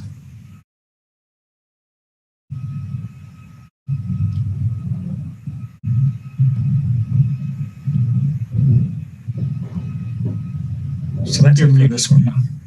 Brant, did you have a question before he leaves that particular slide? Yeah. So Tom, at that intersection, and obviously the project's starting there, but did you take a look at all at east of Whitney Way? And we've got bike lanes, I think right up to Seago, and then from Seago to Whitney, they're dropped. And I hear you saying we need to kind of keep 2 through lanes there. But have you taken a look to see if there's any way to continue the bike lane basically from Seago? It looks like there's plenty of room on the west side of Whitney to have both, have 2 through lanes and a bike lane there. But I guess that would be one add, just because I get on the other end, it's pretty complicated at Gammon. I don't see much to do there, but just since you've got bike lanes all the way to the east of here, all the way along Ladana, and they just stop at Seago, it seems like that'd really be a critical one to try and see what we could do. Yeah, we can look at, we can model this intersection and see what it looks like if we tried to, we would have to drop something for westbound. What is the configuration? Yeah, the current configuration is this is a left only, and then the middle is a left and through, and then the right is a through and right. And then three, you got the flying right there, and then 2 through is going eastbound, eastbound. Yeah. And this northbound left turn is pretty heavy in the mornings, in the morning rush hour. I didn't specifically model or try to change anything. Just kind of looked at the current volumes and I'm pretty sure if we try to take anything out, it's going to cause some pretty serious backups during the peak hours. Well, yeah, maybe just take a look at it. And I would say at a minimum, include in the markings east of there to at least connect the bike lane with Sharrows. I mean, that's really not a great solution, but at least have something intentional for that kind of half block there. And then maybe the same thing on the other end. Once you get across Gammon, just throw some Sharrows up at least to continue, kind of in both directions, just to have it be coherent in terms of getting across there. And then I think the only other feedback, I thought everything looked good. Just around Research Park with those real wide lanes. I guess I know it's sort of a weird spot, but I mean, might even be worth just.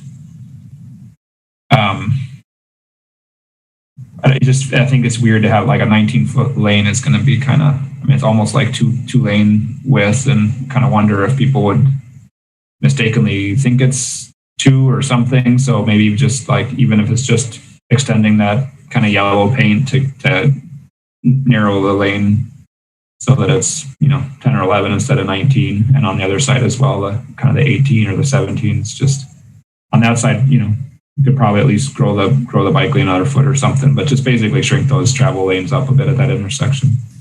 Yeah. Thanks. Thanks. Bill, you're next, but Tom Lynch has his hand up. Did you have a comment with regard to what we were just talking about, Tom? Yeah, just a previous job that I had, I kind of modeled the whole Whitney Way corridor from the Belt Line into the Odana Road intersection, and that Odana Road intersection really was kind of a controlling, one of the more congested intersections in the city. So what happens is that queuing from that intersection actually queues into the interchange, and then the interchange queuing extends onto the Belt Line, so that the westbound, particularly in the morning, the westbound lane can actually just be one long queue because of that Odana Road, Whitney Way intersection. So, in a perfect world, it'd be good to fix that intersection. I don't know what that fix would be, but for right now, removing capacity at that intersection, there's many intersections in the city where you can remove capacity and it's just not that big a deal. And we're actually proposing that quite a bit north of Odana Road. However, the Odana Road intersection removing capacity kind of creates a chain reaction of effects that, could be detrimental to a lot of different other intersections. So. Go ahead, Grant. It's still really talking about your question, so finish up. Thanks.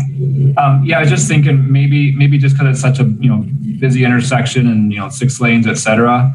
Maybe I feel like we've done it in a couple places, the Ashero's scheme, but with some like kind of broken green pavement kind of thing. Like maybe at least in the through lane that's going to serve as that kind of shared lane. Maybe just having a kind of more dramatic markings scheme to really make it clear that it will be a shared lane through the intersection. Maybe that's something we could consider.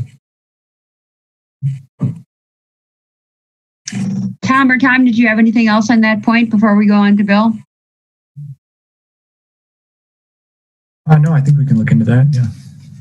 Okay. All right. Bill, you're up then. Yes, thanks. Tom, that is the intersection I am most concerned about.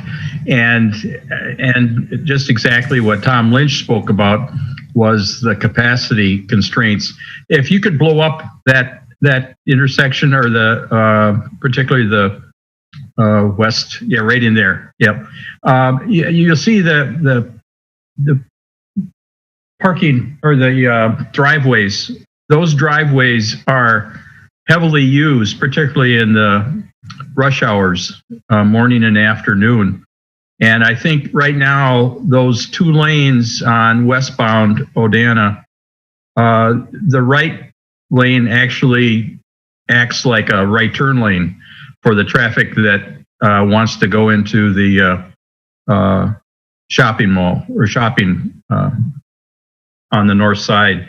And traffic on the left lane bypasses those people because the corner, it's an incline to get up into the parking or into the driveway and so forth. So it really slows down, and that can easily back up into the Whitney Way intersection. And that's what happens quite often. And so capacity is constrained. And I'm a little concerned by going back to 1 lane actually before that driveway to it's not Westgate, it's I'm not sure what it's called, but into that shopping area, and that traffic is going to back up. I'm concerned about that.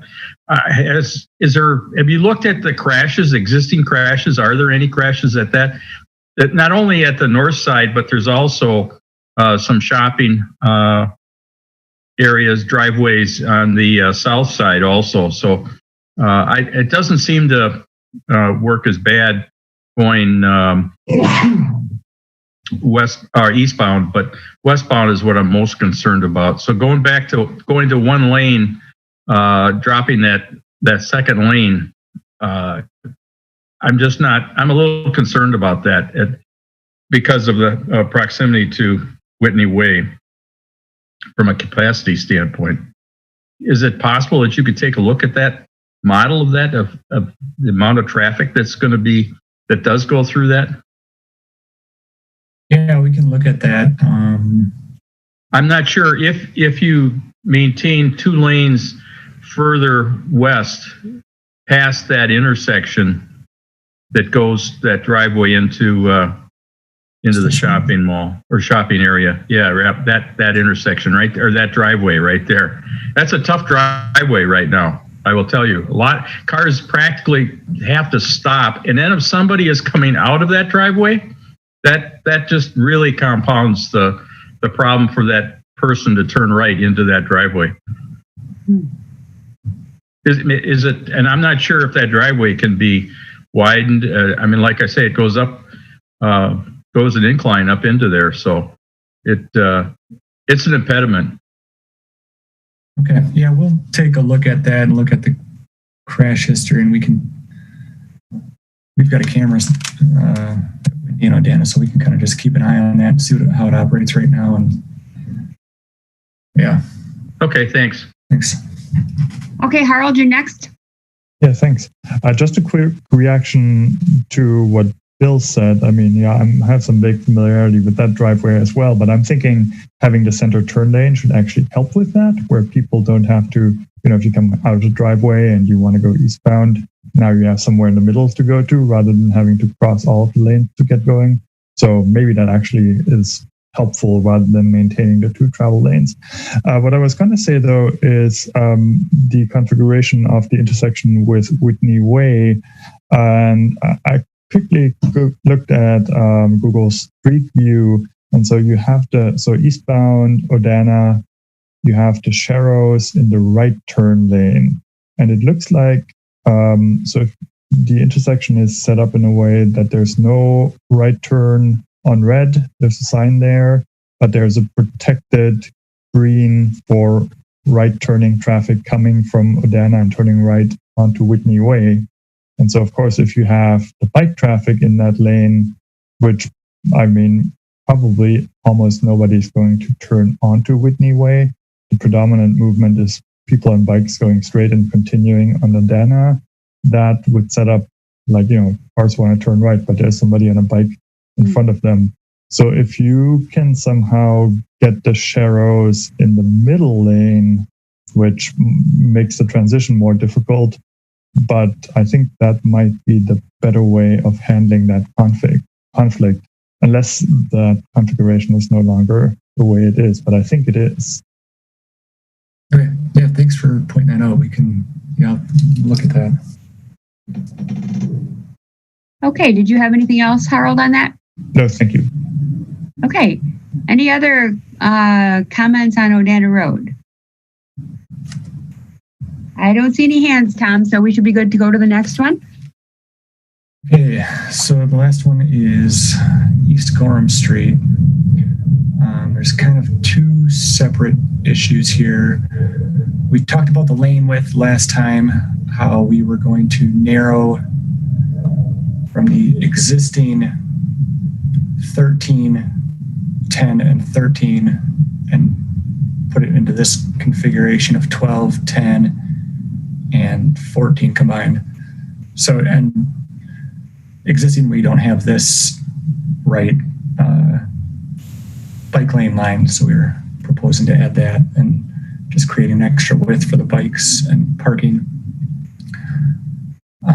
We had a public information meeting on Monday, and 2 of the things we heard were the desire to get better pedestrian crossings with bump outs, or any way to make a better pedestrian crossing across Gorham Street. And we chose this configuration with bump outs at Hamilton, Franklin, and Blair, and a rectangular rapid flashing beacon at Blair. This is kind of what the James Madison Park Master Plan had shown for pedestrian movements. We looked at putting the RRFB at Hamilton, but with the proximity to Franklin Street, it's kind of within that range of being too close to a signalized intersection. And then we also thought that due to this signalized intersection, pedestrians should be able to get gaps from the signal timing phasing at Franklin Street. Whereas if you're crossing at Blair Street, you really don't have that same opportunity because the next signalized intersection upstream is Patterson Street, which is pretty far away. So this is what we're proposing at the park. We also wanted to straighten out this diagonal crossing at Hamilton to try and shorten it with a bump out. Doing all this while trying to maintain as much on-street parking as possible, because that was also part of the James Madison Park Master Plan, was that instead of putting parking within the park, they wanted to rely on on-street parking as much as possible. So we're trying to accomplish that here. So that's kind of the park area. And then we have this separate area for the stretch east of Brearley where Gorham Street narrows down.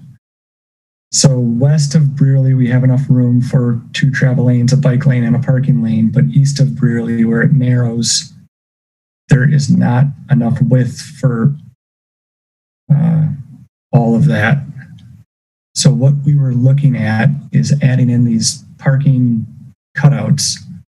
So if we add in these cutouts, we could keep some parking, keep the 2 travel lanes, and keep the bike lane, or add in a new bike lane so there's no existing bike lane east of Brearley.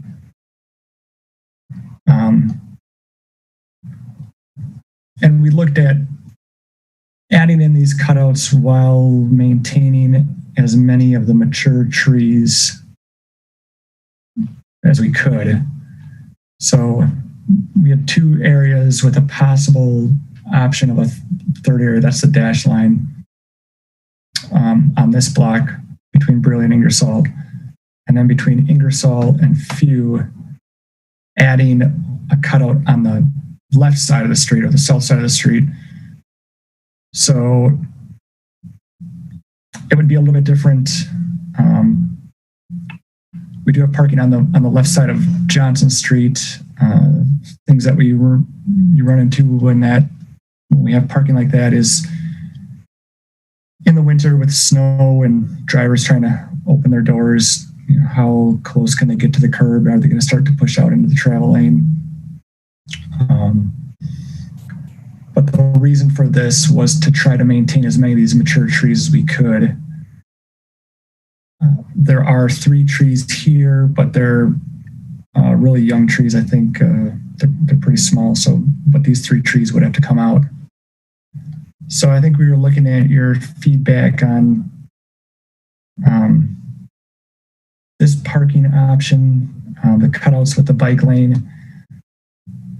We had comments that the parking is really important here on these 2 blocks because some of these homes have shared driveways and you can't park in the driveway. So they do rely quite a bit on the on-street parking. So those were the things that we wanted to look at here. Grant, go ahead. Thanks, Tom. I think it's a good solution to do what we need to do with the bike facilities, but adding back in some parking where possible to have something available. So that was a good idea, and looks like you found some spots to be able to do it without too much impact.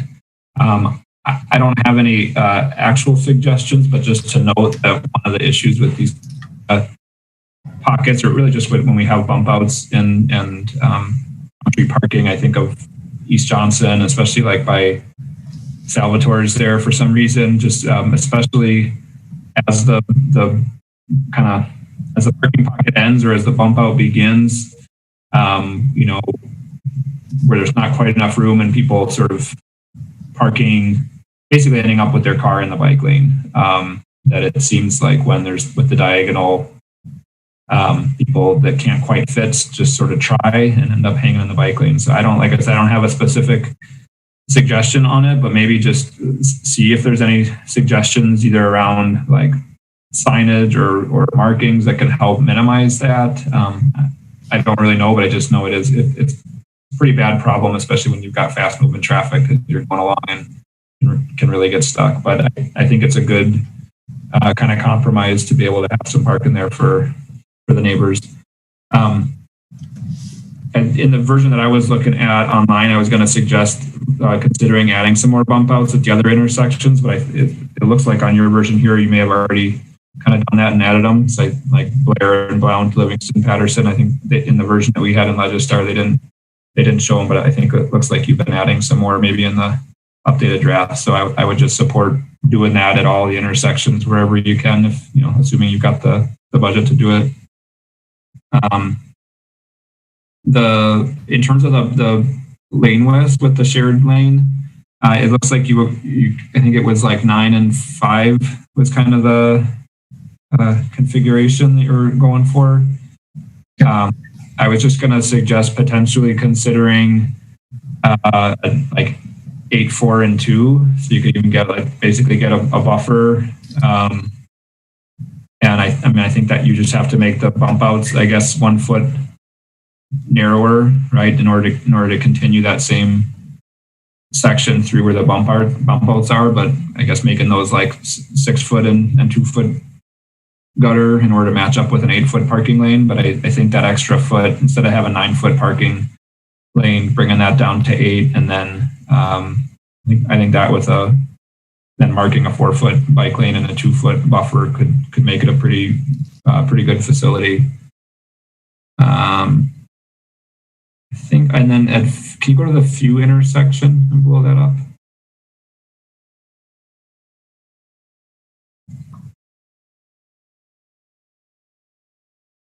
So yeah, this is kind of a,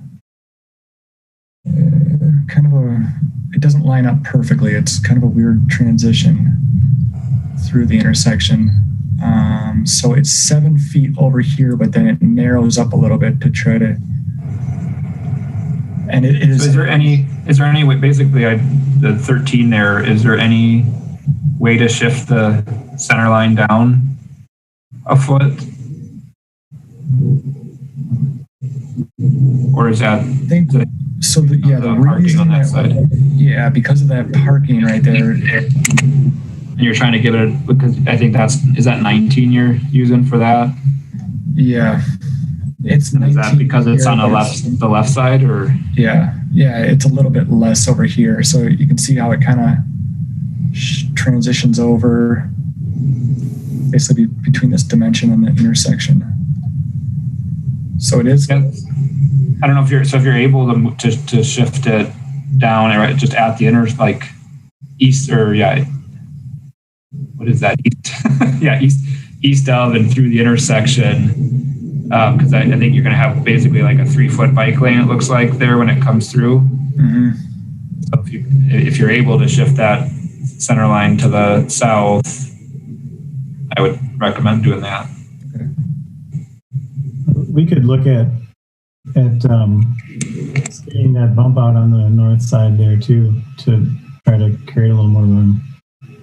Yeah, I think so. I mean, especially since you only got a 10 foot travel lane, and if it's really only a 3 foot thing there, especially winter, et cetera, it's going to be pretty much gone. So yeah, I think that just getting that expanded out, I guess on both sides of the intersection, looks like the bike lane gets pretty narrow there. So yeah, either shift in the markings or a little bit of curb work or whatever would be great. But this looks really good. I appreciate all the work on it. Thanks. Any other comments? Okay, go ahead, Tom. Oh, this was it. Okay. Sorry. I'm sorry. Grant has his hand up again. Go ahead. I'm really sorry, but I just at the Baldwin intersection, it was really just a question about the part that's outside of this project. I just can't remember I just wanted to understand the transition from kind of coming through the park, and is it 8-foot sidewalk all the way up to Baldwin east of here or not, or what's the transition from Tenney? Yeah, so I think it's 8 feet east of there. I'm pretty sure there's no bike lane. I think we've had people on the like an 8-foot sidewalk or something, right? It's a little bit wider sidewalk. It's it's an 8-foot sidewalk there. So it's an 8-foot concrete sidewalk for that one block, and then east by the park, it's an asphalt path. Okay. Yeah, maybe just as part of the marketing plan, maybe think about shifting that or kind of widening I don't know if it's a green crossing there or what it is, but just kind of making an obvious transition from that path into the bike lane. Yeah. Okay. Thanks. Yep. Okay. Thanks, Tom. Chris, what's next then? All right, so that was all the surfacing projects.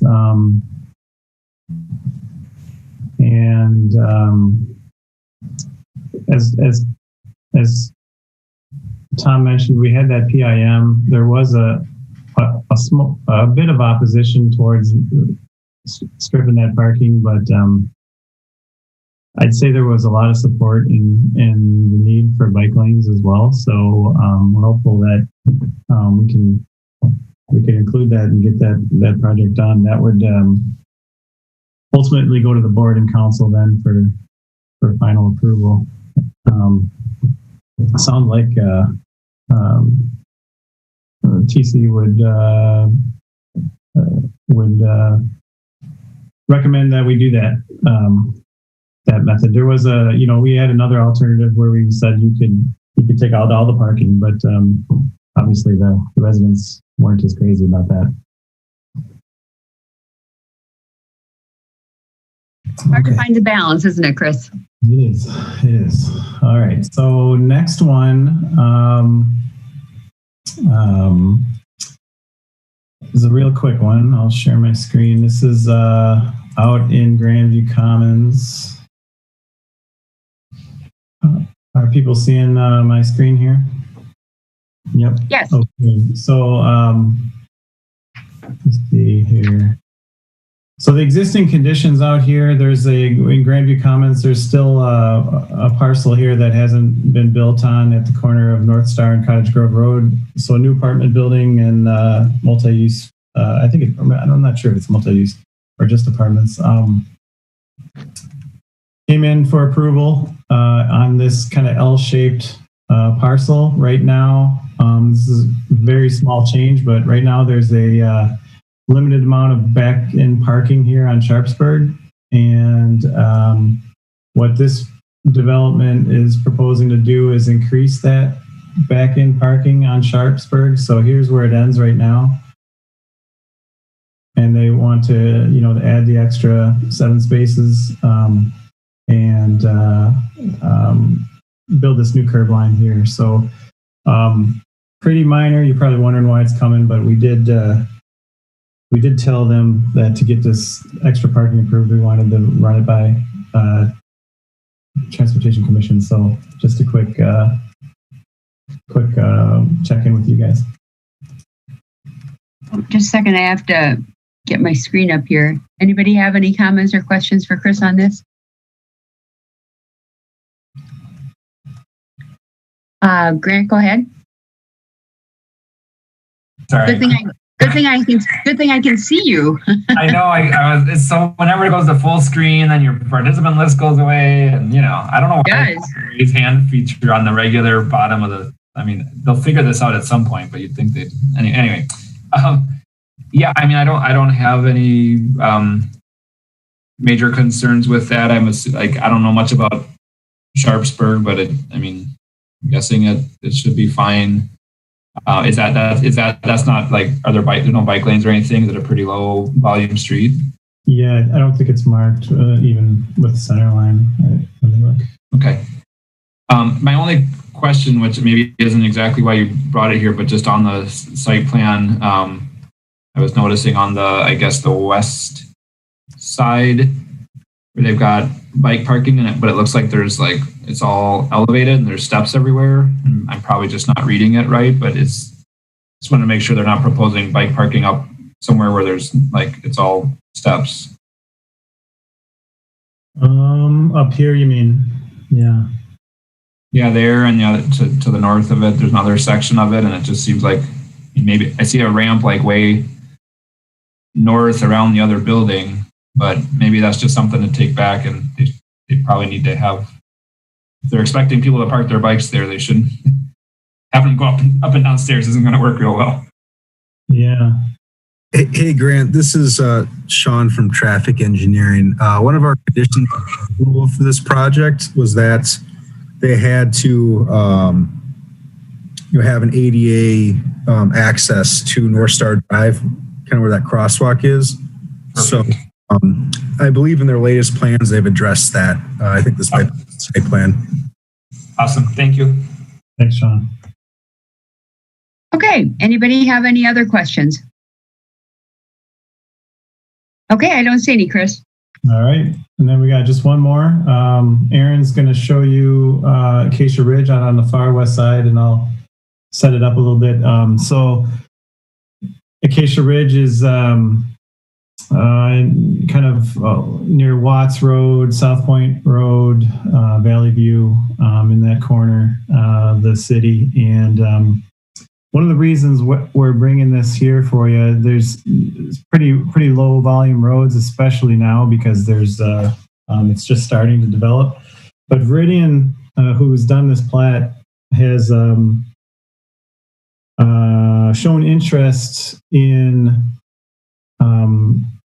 being more proactive with traffic calming, and what they were hoping to do is rather than have their neighborhoods build up and traffic build up, and then we install traffic calming that might anger some of their residents, they thought it might be more proactive for them to build some of the traffic calming in with the project. And in this case, so the plat that Aaron's going to show you here, phase, 5 we're on now, includes a piece of Redden Drive, which will be ultimately a collector street. And right now it's going to have virtually no traffic on it, but we thought of two ways we thought that we could integrate some traffic calming features and wanted to get your input on. And one was a roundabout at Watts and a bike crossing and potential tabletop for our regional path. So Aaron's going to walk you through those two items. All right. Thanks, Chris. Does everyone see my screen as overview? Mm-hmm. All right. So like Chris said, this is the Acacia Ridge plat. This is Valley View Road on the south and South Point Road going north-south. So we're on phase 5 of this. Phase 1, 4, and 3 have been built. 2, which is here, has not been built. Just kind of a funny ordering. So looking at a general overview of the phase, you can kind of see the dashed boundary of the work. As Chris mentioned, Redden Drive, a collector street, interested in some traffic calming. And you can first look at the regional path that goes through the plat and beyond. It crosses these are 2 greenways here, and then jogs and crosses Redden. And as Chris mentioned, it's a closer overview, proposing looking at a tabletop path crossing.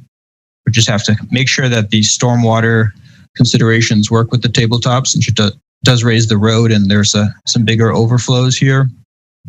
But a pretty standard tabletop, something similar to what you see at like State Street and Park at grade, 30 feet wide, crossing here. And then if we did go with a tabletop, these ramps would not be included. They're just dashed in to show it's an option. And this path crosses here and then joins the sidewalk into a multi-use that continues south, and this phase builds it out to here. It does go beyond, kind of show it here. The path crosses over here and then goes south to the end of the plat. That path will end up going all the way to Pleasant View Road, so pretty nice east-west path that will be very helpful. Mm-hmm. And currently it's built up to here. You can see the existing, and we'll just continue it on. And the other thing Chris mentioned was a roundabout at Redden and Watts, 2 collectors. This line work is not yet confirmed by traffic engineering, which is why it's dashed, but it will be built with this phase and not shown, but there will be crossings, pedestrian crossings at all islands. And also proposed mainline cross section for Redden is 48 face-to-face with 2 10-foot lanes in both directions, 6-foot bike lanes, and 8-foot parking lanes, which includes the 2-foot gutter pan, pretty wide 10-foot terrace, and then typical 5-foot sidewalk. So any questions or comments on that?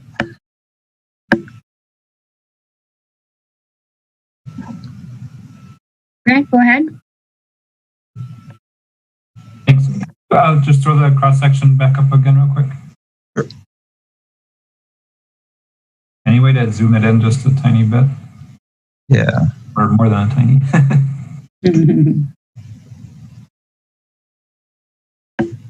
Okay, thank you. And then at the roundabouts, is that the bike lanes carry through, or how is that imagined? I'm not sure. Does someone from traffic engineering want to speak on that?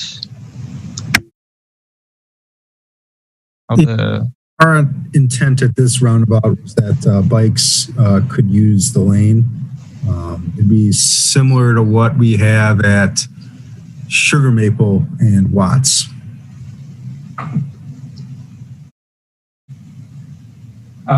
Yeah, and then I think the answer to one of the questions about putting the traffic calming, I think, is a great idea. I think we should be talking with any new developments that they should be thinking about that and doing that. I think it'd be a good selling feature for them, and then we don't have to come back and put it in later. So I think that's great. I don't know with those 2 outlots with the path going through them. Do you know, is there a reason why the alignment is like down along the edge rather than? Yeah, those are actually stormwater outlots, so okay. They're gonna carry quite a bit of flow. They're gonna be like a V shape. So we're trying to keep the path on the high side of that and then I guess this is one idea thing to comment on is we originally had that path hugging that curb, but we decided it might be more it might be better to try to get in the center of that outlot. That's what I was going to recommend. Yeah. Yes, because it's just kind of an odd situation as when you get to an intersection of boulevard like that, you're expecting the outside sidewalks, but not necessarily the inner path. So we thought maybe putting it in the center with that tabletop would call a lot of attention to it. Yeah, well, I was looking too at the other crossings with, it's a more minor street, but there as well, just having it, right at it's not a great spot for the crossing. So, I don't know if it can be realigned up, there as well, but we could look at that, or maybe some marking, more clear marking. Yeah, if able to pull it away from the corner a little bit would probably be a bit safer, but yeah, sounds good that you're looking at it. Thanks. Is that all you had, Grant? Yep. Okay, thanks. That's all we have for you tonight. Chris, I had some bike path stuff in that Legistar file. Was that not to be covered tonight? Well, Patrick's been placing all of my projects in the same file. So there's a bunch of ones from our previous ones are still in there. Oh, okay. I gotcha. Okay, thank you. All right. That answers that. I was a little curious about that. Renee, we have the parking protected bike lane project on Bassett Street. Yep. All right. Slideshow. Okay. Here we go. When this project was approved, I actually don't remember the date for the approval of Bassett Street, but the resolution called for an evaluation of the parking protected bike lane a year after it opened, which is where we are today. It was set up originally just as a pilot that could be changed back to a more traditional parking against the curb and bike lane if the pilot was not successful. So back then, the decision was that we would evaluate it looking at safety, increased bicycle usage, the improved bicycle connections and access, any user confusion, and facility maintenance. So I'll just go through these quick. I know that some of you probably didn't get a chance to look at the report in Legistar. It didn't go on until Monday. But we did get about 60 emails or reported problems related to this just from mailings to residents. And we had pretty good media coverage of the project as well as sending it out on our Bike Madison email. And just generally people use report a problem. So of those really overwhelmingly positive comments, there were some negative ones, I won't lie. And some people just, were like, thanks for the information, interesting. So about 10% were like that. Safety, accessibility for all users. And I just really put that down as something where we really need more feedback. We primarily heard from people who drive and people who bike, not nearly as much from people who walk. At the neighborhood meeting, they did say that they really felt like the RFB at Mifflin was really key for them as pedestrians, because they did feel like it's potentially a little bit harder for people driving to see them as they were approaching that crosswalk. So they really appreciated that and felt that, that's something that really needs to be considered heavily going forward. In the report, I mentioned that with the Wilson Street project, with that corridor study, we did reach out to Access to Independence and to the Wisconsin Council for the Blind to really talk to them a little bit more about these types of new designs and get their input. And I think that's something that we will continue working on as we go forward. Crashes, really, there's been 2 since it opened, neither really impacting whether the protected bike lane was there or not. And then we had conflicts that I'll talk about a little bit more with the garbage and recycling carts. On the usage and connectivity, increased bicycle usage, I really don't want to say that, oh, look, numbers are up when we're in a pandemic for a lot of the time, but we did do some counts. Not surprisingly, not as many people came through from 7 to 9 a.m., which is pretty consistent with across the city. People are not riding as much at 7 o'clock, surprisingly.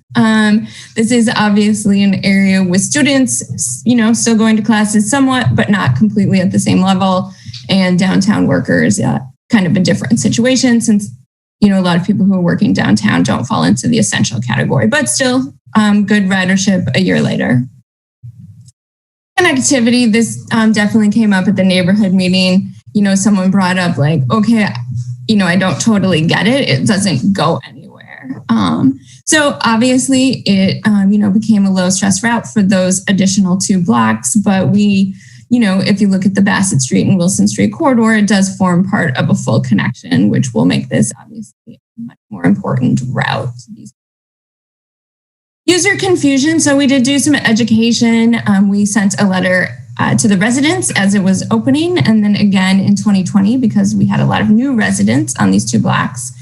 As mentioned, press release, media coverage, social media, website, just kind of trying to get people to understand this new configuration since this is the first parking protected bike lanes. So we did have some issues with the parking, particularly in one driveway has been gotten parked in quite a few times. The owner, the person who lived there reported at the neighborhood meeting. We did add some crosshatches. I mean, we need to continue to kind of keep our eyes on the driveways, but particularly the one driveway that has to see if we need to do some more there. I mean, obviously in the downtown area, having your driveway blocked in happens, but it feels like it happens in this one driveway more than you would normally expect downtown. So we'll continue to monitor that and work with that owner to ensure that we can get good signage that clarifies it. But the parking on the right is actually before the project was fully open. They opened the street for Freak Fest to make it a little bit easier to get through the area. And we just looked on the camera to see what happened before the signs and bollards were put up. And we were actually somewhat surprised to see that people understood what they were supposed to do immediately, even before the project was done. Okay. For biking, I have had a number of people report to me, and I've seen it, that people were not using the parking protected bike lane. It's not illegal. They can still ride in the lane, and it's not totally clear if all of those people were just going into a driveway on the other side of the street or trying to get to Mifflin Street or West Washington, and that just seemed more like that would be easy. But we did, this went in with, like I said, we pretty much put in the minimum amount of markings just since it was a pilot. We did add some bike lane symbols when we put in the crosshatches just to help clarify for people that that is a bike facility. And then obviously eventually with turn boxes and green markings that would go in, that would help clarify even more. But obviously sometimes it may be just more efficient to not get into the bike lane. And so I don't think that would totally go away. And then the garbage and recycling carts. So this is a new configuration. So people had to learn where to put their carts, which is not in the bike lane. It's not on the curb. It's in the little buffered area. It just so happens garbage day coincides with the clean sweep day where people do not park, where people cannot park in the parking. It kind of works nicely in that sense is that it's a little bit easier for the pickup of those carts because the cars are not there. And so this is just a little flyer that we had as well to remind people who had their carts in the wrong place. So the first week of garbage pickup, they had gotten the letter, but a lot of people, as you can see on the left, put their carts in the old place on the curb. A few people, understood, had read the letter. So we were flyering their carts that were in the wrong place. And within a month, people, okay, got it. They were like, oh, okay. If we want our carts picked up and we don't want someone to tell us to do something differently, we should put them in there. As you can see in the foreground there on the December 5th picture, where it tapers to West Washington, there isn't a buffer. So we had the people there just kind of put it on the line. It's not perfect. I do believe that site is going to be redeveloped, so they won't have carts after that. So that issue will go away. Now, we did have a little problem after holiday January break. The residents came back from their break and they started putting their carts back. They forgot everything they learned, but quickly we got them back on the straight and narrow. So this year, some new people, probably some people stayed in those residences. So this is kind of at the beginning of September. Things were kind of a mess, as you can see. Some people kind of trying, some people not trying too hard. The cart placement, it wasn't the only issue. There was a lot of recycling in the garbage carts and just things that you're not supposed to do. But a week later, they got it out of their system. And really this year, I haven't seen problems when I've gone through them. But that's good to see. It is possible. People kind of get it. It's only 2 blocks of the city. So probably if these were more places, people would be a little bit more used to that. Winter maintenance, pretty good. I mean, I heard from the staff that they felt it was a success. It wasn't a problem for them, but they also said it was a low snowfall year. So they want to continue to monitor the costs and effort involved. I would say from the feedback that I got, the first week that we had a weather event after this opened. I did get one complaint. It happened to be one of those days that we had ice storms.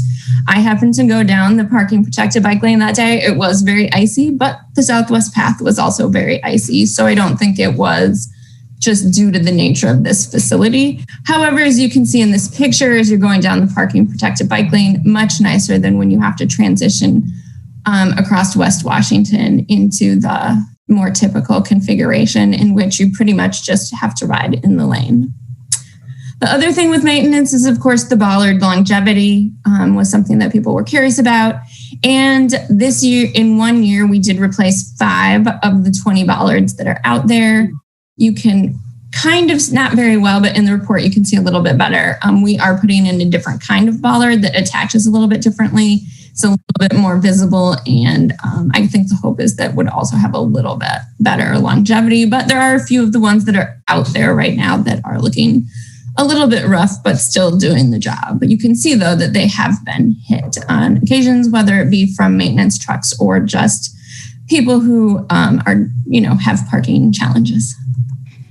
So really the point of this is the staff team, as going through this, we feel that we would recommend this to continue, that we were able to work through the issues. Definitely some things that we still want to monitor to work to improve, but overall very successful. Generally very positive feedback. Okay, thanks, Renee. So since the Common Council indicated that the TC will decide whether to continue or cancel the pilot a year after completion, we're at that year mark. So staff is recommending that TC approve continuing the parking protected bike lane on North Bassett Street between Dayton Street and West Washington Avenue. So discussions, questions? And if people are on board with that, we would need a motion at the appropriate time. Grant, go ahead. Well, I could move that now and then we could discuss it if you'd like. Okay, all right. There's a motion. Harold? Yeah, I'll second that. Okay, so there's a motion and a second. Thank you. Is there a discussion? Yeah, so thanks for the report. And really, I think I remember the discussion ahead of doing the pilot and some of the concerns, and I remember talking through what we would measure, and I think you did a really good job of kind of capturing all the different considerations, and it certainly does look like it was a successful pilot, so I'm very happy to see that stay there. And then I think you mentioned in the report as well, and I guess I just wanted to reinforce and ask how quickly we'd be able to expand this then for the rest of the stretch, as the point about network connectivity. Obviously, I think the value of this is really going to come through once we can get it down the rest of Bassett. So any thoughts on that? Sure. Yeah, I think the plan is if the pilot is continue, that we have plans next year and funding to do the stretch to Main Street to the Bike Boulevard, and then we would look to fund remaining sections in the future. But that would be an important stretch to get us to the Bike Boulevard. It would have a floating bus stop, so a little bit more expensive, that section, but I think would be a good connection for people. And then we would eventually connect the Wilson Street corridor through the corridor study, had a plan for that connection. Great, thank you. Okay, Harold, you're next. Yeah, thanks. Yeah, I can only confirm like this. Great work. I've used it a couple of times. I like it. One question that's not covered by the report, I think, is the intersection with West Wash, where you basically, the protected bike lane ends and you kind of have to merge with the right turning traffic. And that always seemed like the weakest point of the design. And it's partly, I guess, because right now the project ends at West Washington and eventually it will continue. I guess you just mentioned that lot at the corner is going to be redeveloped. So I guess, yeah, thinking about how we can work on that intersection to make that better, or also wondering if you have received any feedback on how that intersection works for both people biking or driving. Sure. I did get maybe 1 or 2 comments, that they didn't really care for that arrangement of that intersection. I've had some discussions with Jim Wolf, who worked on this project originally, about that intersection, and to see if there might be some opportunities, because I do believe that there might be. My understanding is that there is a project to redevelop some of the houses along there. So I know that's definitely on our radar to talk about, to see what might be possible to improve that configuration with making this permanent and extending it. So it's definitely on our radar, but I don't have any answer for what that would look like just yet. Okay, thanks. Yeah, I mean, obviously the ideal case would be if we can get some sort of protected intersection design there. But yeah, I understand that there's constrained space and depending on what that development looks like. So yeah, let's keep it on the radar and see what we can do there. Thank you. Bill, you're next. Thank you. Renee, great job on the report. I think that you really did a yeoman job on pulling the information together on justifying it, and it was an easy decision to continue.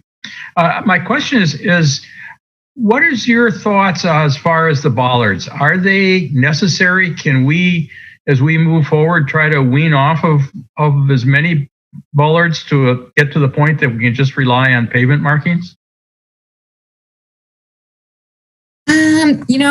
Here, there is definitely, just because there have been some parking challenges and it is an area with a lot of visitors and maybe some turnover, it might be a little bit harder here to do that. Even though I was impressed when they weren't in and people kind of got the whole idea, but I do think it might be easier in some parts of town versus sort of more of this downtown area where there are a lot of people just coming for short-term parking. Yeah, I hope that at some point in the future that we, this is replacing bollards gets kind of expensive. It's bad enough with just pavement markings, but and frankly, like you say, after the bollard's been hit a few times, they get to kind of be an eyesore, and it kind of doesn't really add to the attractiveness of the street. So I just kind of maybe as you move forward, kind of keep it in mind as whether you need the bollards or not. For sure. And I think, I'm interested to see how these new ones that we've put in as replacements, like how they hold up and compare to the other ones as well. Yeah. Thanks. Grant, go ahead. Just to, I guess, respond to that, I think two things. One of the issues if we don't have the bollards, I think, is when, especially in the snow, there's a real risk of people just going all the way to the curb. So I think that's, I think probably the better replacement for bollards is actually curb. So I mean, usually when I'm thinking about bollards is that, they're not the most elegant. In this case, we actually talked with the project about doing curb protected instead of bollards, but because there was, we hadn't really done that before. The reason we ended up going with this design was to be able to pilot it and knowing that we could then keep it in. But I think like as we continue the other stretch, for example, when that's actually reconstructed, we could replace the bollards, I think, at that point with curb, which it just looks better, it holds up, etc. So I think, generally, there's still, I think, value in having that vertical separation also, just in terms of comfort level for people in the lane. I think it's good having them in there for now. And then I was just going to mention in terms of the intersection question, Harold, that you raised, I'm pretty sure that the configuration east of here or I guess it would be south of here calls for going down to just one travel lane. And so I think if that's the case, there probably is a good opportunity to reconfigure the intersection because there would only be, as I remember, there's only one through lane from here. So I think that actually would open up an opportunity to have more of a kind of protected movement through here. Do you have any comments on that, Renee, or no? I mean, we'll be looking at how the whole thing works together as we work on the design for the next block. So obviously we'll be back with that. Okay, Harold? Yeah, just on the bollard question. And I think there's a continuum between and different solutions. Like you have the flex posts, you have a cast in place curb. But then you also have things like, permeable, like concrete things, or I'm not sure what the technical term is, but armadillos that are like at an angle. And I guess this would also be an opportunity, like, now you have a baseline data, you needed to replace 5 out of 20 for this particular kind. Now you're trying something else, and maybe continuing to try and see what works best, what is best compatible with snow removal, and what lasts the longest and is therefore the most cost-effective solution. I think that's another good opportunity to test out here or hopefully in future projects. Okay, thanks, Harald. Renee, I just had a question. Seems like you did a lot of hand-holding. I mean, a lot of education, but a lot of revisiting, a lot of hand-holding. And I sense that part of that is because there's a lot of turnover in these residents, and maybe it's this particular location. Because it seems really labor intensive if you need to do this all the time for every stretch of parking protected bike lane. I would say this was not the easiest place to start having our first parking protected bike lane. I mean, I don't want to stereotype who lives there, but there are quite a few young people who I think are university students who live there. And so they're obviously teachable. They go to the university, but I think, it's like, especially last year when you had to make a switch partway through living there, like there's a lot of different people in the house. So the one person who lives there takes out the carts and knows what they're doing.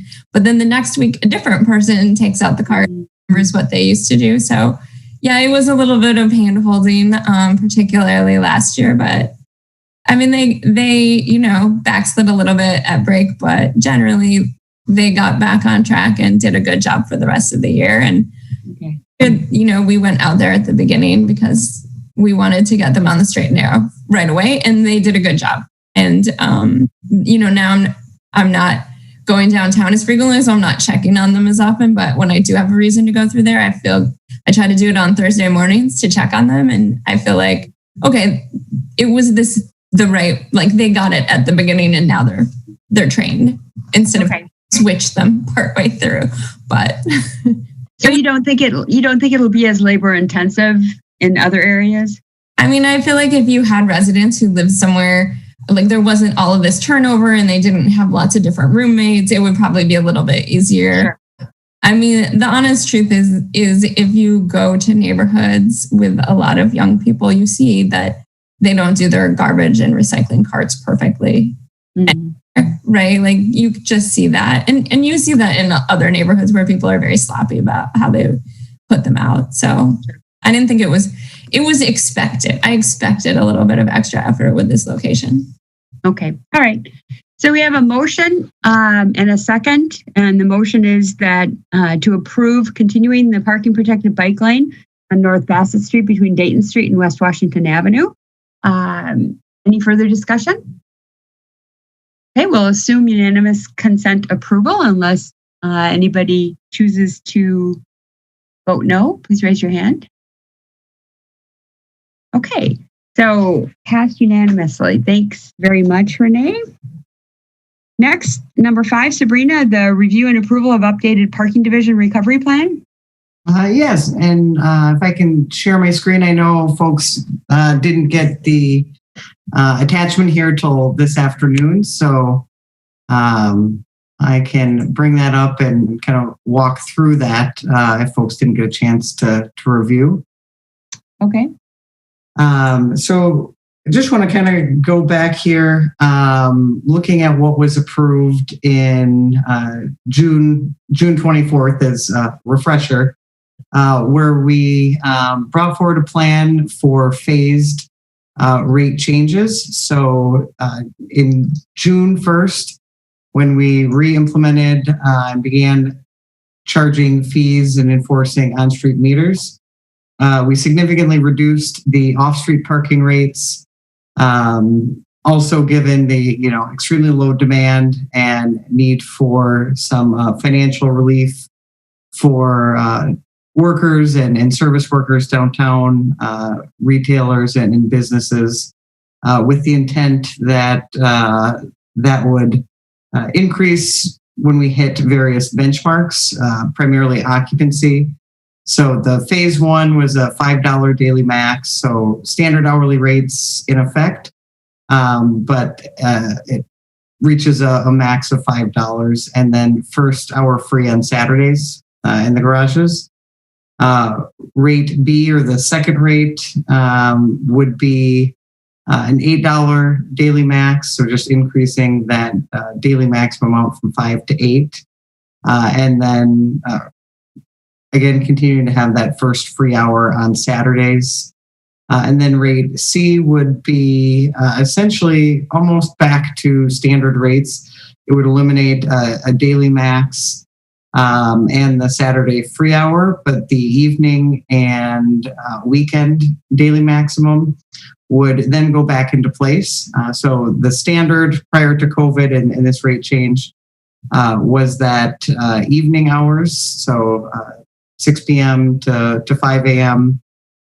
It's a max of $8, and then all day Saturday and all day Sunday is also a maximum of $8. So once people hit that amount, the hourly rate stops incrementing, and they just pay $8 for their daily stay.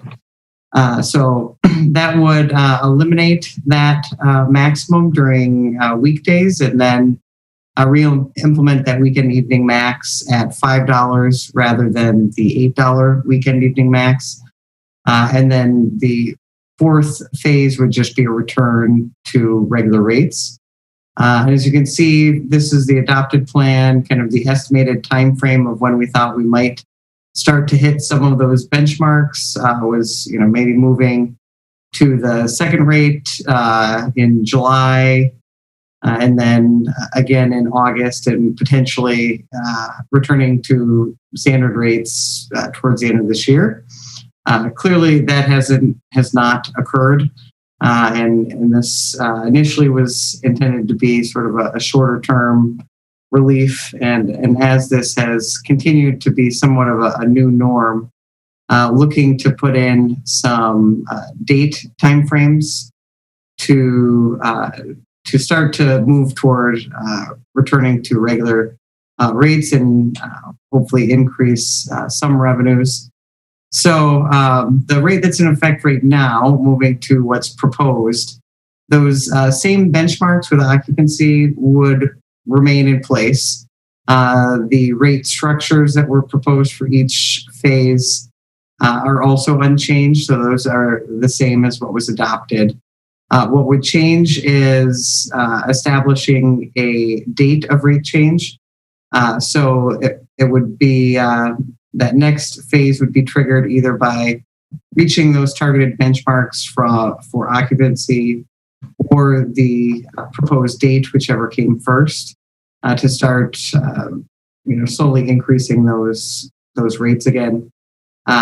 Proposing January 1st for the next, the first increase, which would go to an $8 daily max. And the reason for, postponing that until the new year is with the holiday shopping season and retailers really continuing to struggle through this, maintaining that rate, the free first hour on Saturdays, and those daily maximums for both visitors and service workers during that time frame, and then increasing that to an $8 daily max January 1st.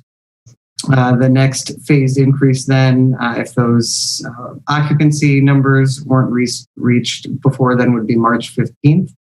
And then June 1st of 2021 to return to full rates. And with that, happy to answer any questions folks may have. Okay, questions for Sabrina? Bill, go ahead. Thanks. Sabrina, when I looked at this afternoon, it really looked, it made a lot of sense to me. And I think I like the kind of gradual increase, not just all of a sudden go back to where we're standard again. And I think what we'll probably, I'm not as concerned about the dates as I am the occupancy, and I think that's a good benchmark. And I think those are the ones that will probably be more beneficial, that we'll actually end up seeing, hopefully. And so that's, I like what you're proposed. Thanks. Thank you, Bill. Anybody else have any other comments? We're starting to lose people. Just so people know, Ken had to drop off and Bridget has to drop off soon. So we will still be at 5, I think. So we should be right. 3, 4, 5. Yep, we'll still be at 5. So we would need somebody to make a motion, Bill. I'd like to make a motion for approval. Okay, there's a motion. Is there a second? Carl? Second. Okay, there's a motion and a second. Any further discussion? We'll assume a unanimous consent unanimous consent approval unless anybody objects. If so, please raise your hand. Okay, that's approved. Thank you very much, Sabrina, for bringing that in. Next on the agenda is the crossover report. I don't know if you guys could be really brief or maybe defer it till next time. We're hitting our 3-hour mark here. So, and we have some more stuff to talk about. So, Chris or Grant, do you mind deferring, or is there any highlights that you want to hit? Nope. Okay. We'll just put it on for next time. Hopefully everybody's okay with that. How about in between now and then, I would just encourage TC members to watch the presentation on the Complete Streets that Tool did, and then maybe we can chat a bit about it next time. Okay, great. I didn't have a chance to watch that yet. So I don't know, Patrick, is it possible to send a link out to people on that Complete Streets that'll make it easier for people to just easily click onto it? That would be great. Thank you. In terms of the traffic calming subcommittee, we've been going very well, and Grant suggested that we divide up our program elements into 7 major elements, and we're taking a couple of them, 1 or 2 of them at a time during each meeting. So I think that's going to be a really good organizational change.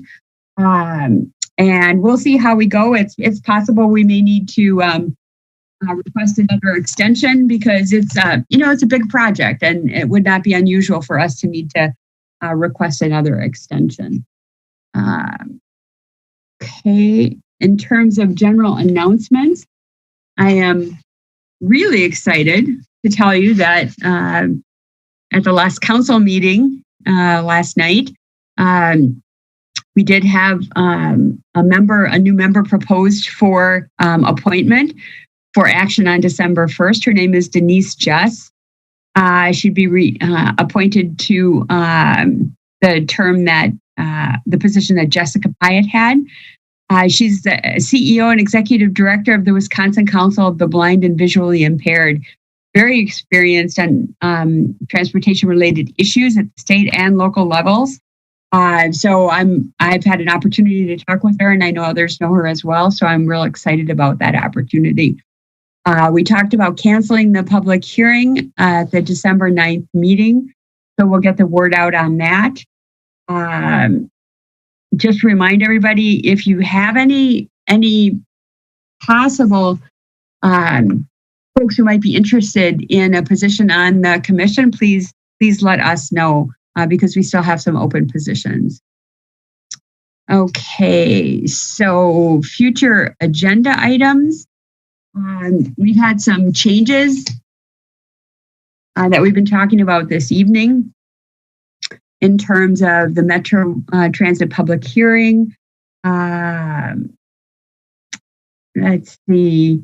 Any other comments from folks? I realize there's a very long list of potential agenda items for the December meeting. Clearly, a number of those will be pushed off into future months. But is there anything that we're not tracking on the list that should be added onto the list?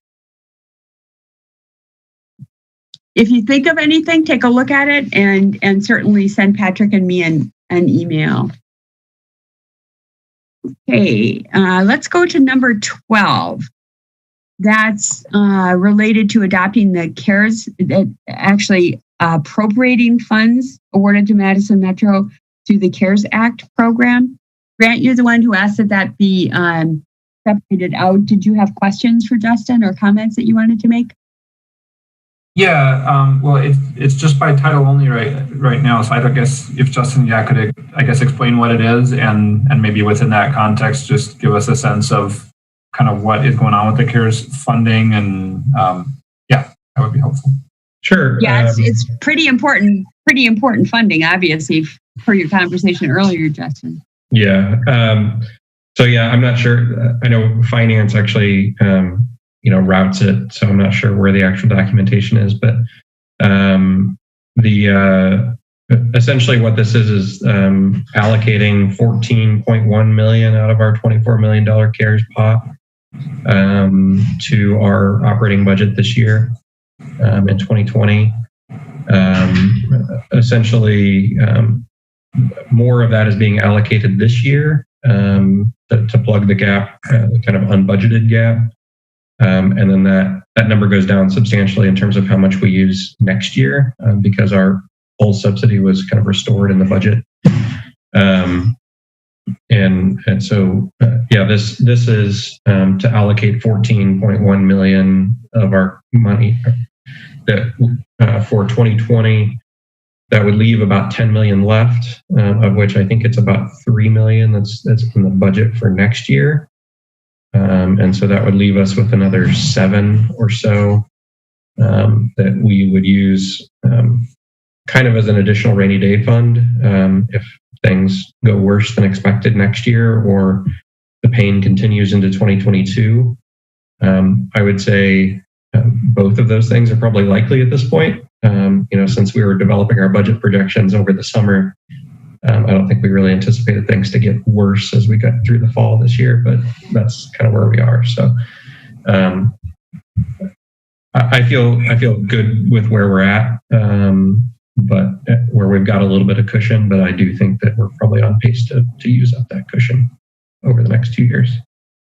And so the funding you talked about before that sort of goes to the partners, et cetera, is that outside the 24 or is that part of, or? It is part of it. So I think actually about, I may have missed $1 million in there. I think about $1 million on top of the 14 goes to partners. And so that would leave us with 6 million, and then 3 million is budgeted for us next year. So that would leave about 6 million. Okay. And where do those sit? Is that just like in an own? Is it like in the reserve account? No. So it's basically the same as all of our federal grants. It's a spend and reimburse. So there's kind of a federal grant system, and so we actually have to spend the funds, and then we submit our receipts, invoices into the federal system, and then they reimburse us into our account. So we don't actually.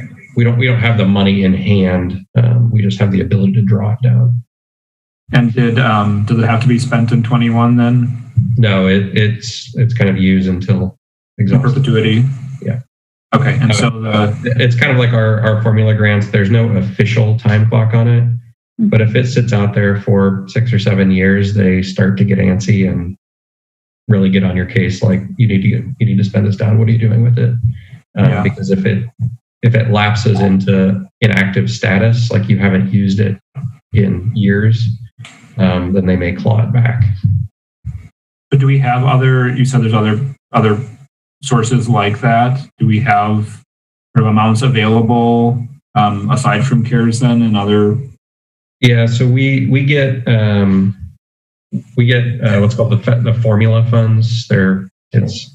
Lingo is 5307, 5310, and 5339. It's all the Federal Register, items. And so we get those just based on a formula every year. I can't remember. I'm thinking it's in the $10 million combined range per year that we get for those. Those are typically used, they're typically capital only grants. And so they're used for buses and facility work. But a portion of it can be used on preventative maintenance on capital. So we basically use that about $6 million of that each year to fund our maintenance operation, and then the rest goes to capital. And so in the budget, how does that, the amount that hasn't been appropriated, does it show up as revenue then or not? It's just like it doesn't. All of the regular grants, the formula grants, are kind of accounted for, but this $6 million CARES money bucket is not really accounted for anywhere in the budgets because there's not a way to accept that. At least my understanding of the way the budget process works is there's not a way to kind of formally accept that money until we have a use for it. And as of now, at least in the budget, we don't necessarily have a use for it. Like I said, I do think that we will, because I think that things will be worse next year than we thought they would be when we were budgeting over the summer. But as of now, we don't. Okay, but the formula funds, because we budget to actually use them in a given year, they show up as an expense with a source of those funds. But since the unallocated amounts from CARES is not associated with an expense in the budget, there's no associated sort of revenue line item. Right. Okay, that's helpful. Thank you. Justin, I just have a quick question. I've heard Tony Evers say multiple occasions there's CARES money that the state has to use before the end of the year. Is your CARES money different in that it doesn't have that same limitation? Ours is different, yeah. So okay. it comes through the FTA the FTA basically treats it as one of an extension of our other grant programs with all the same strings attached. Thanks, good to know. Anybody have any other questions for Justin on this? Okay, we need a motion with regard to this resolution. Bridget? Motion, I assume? Yeah, so moved.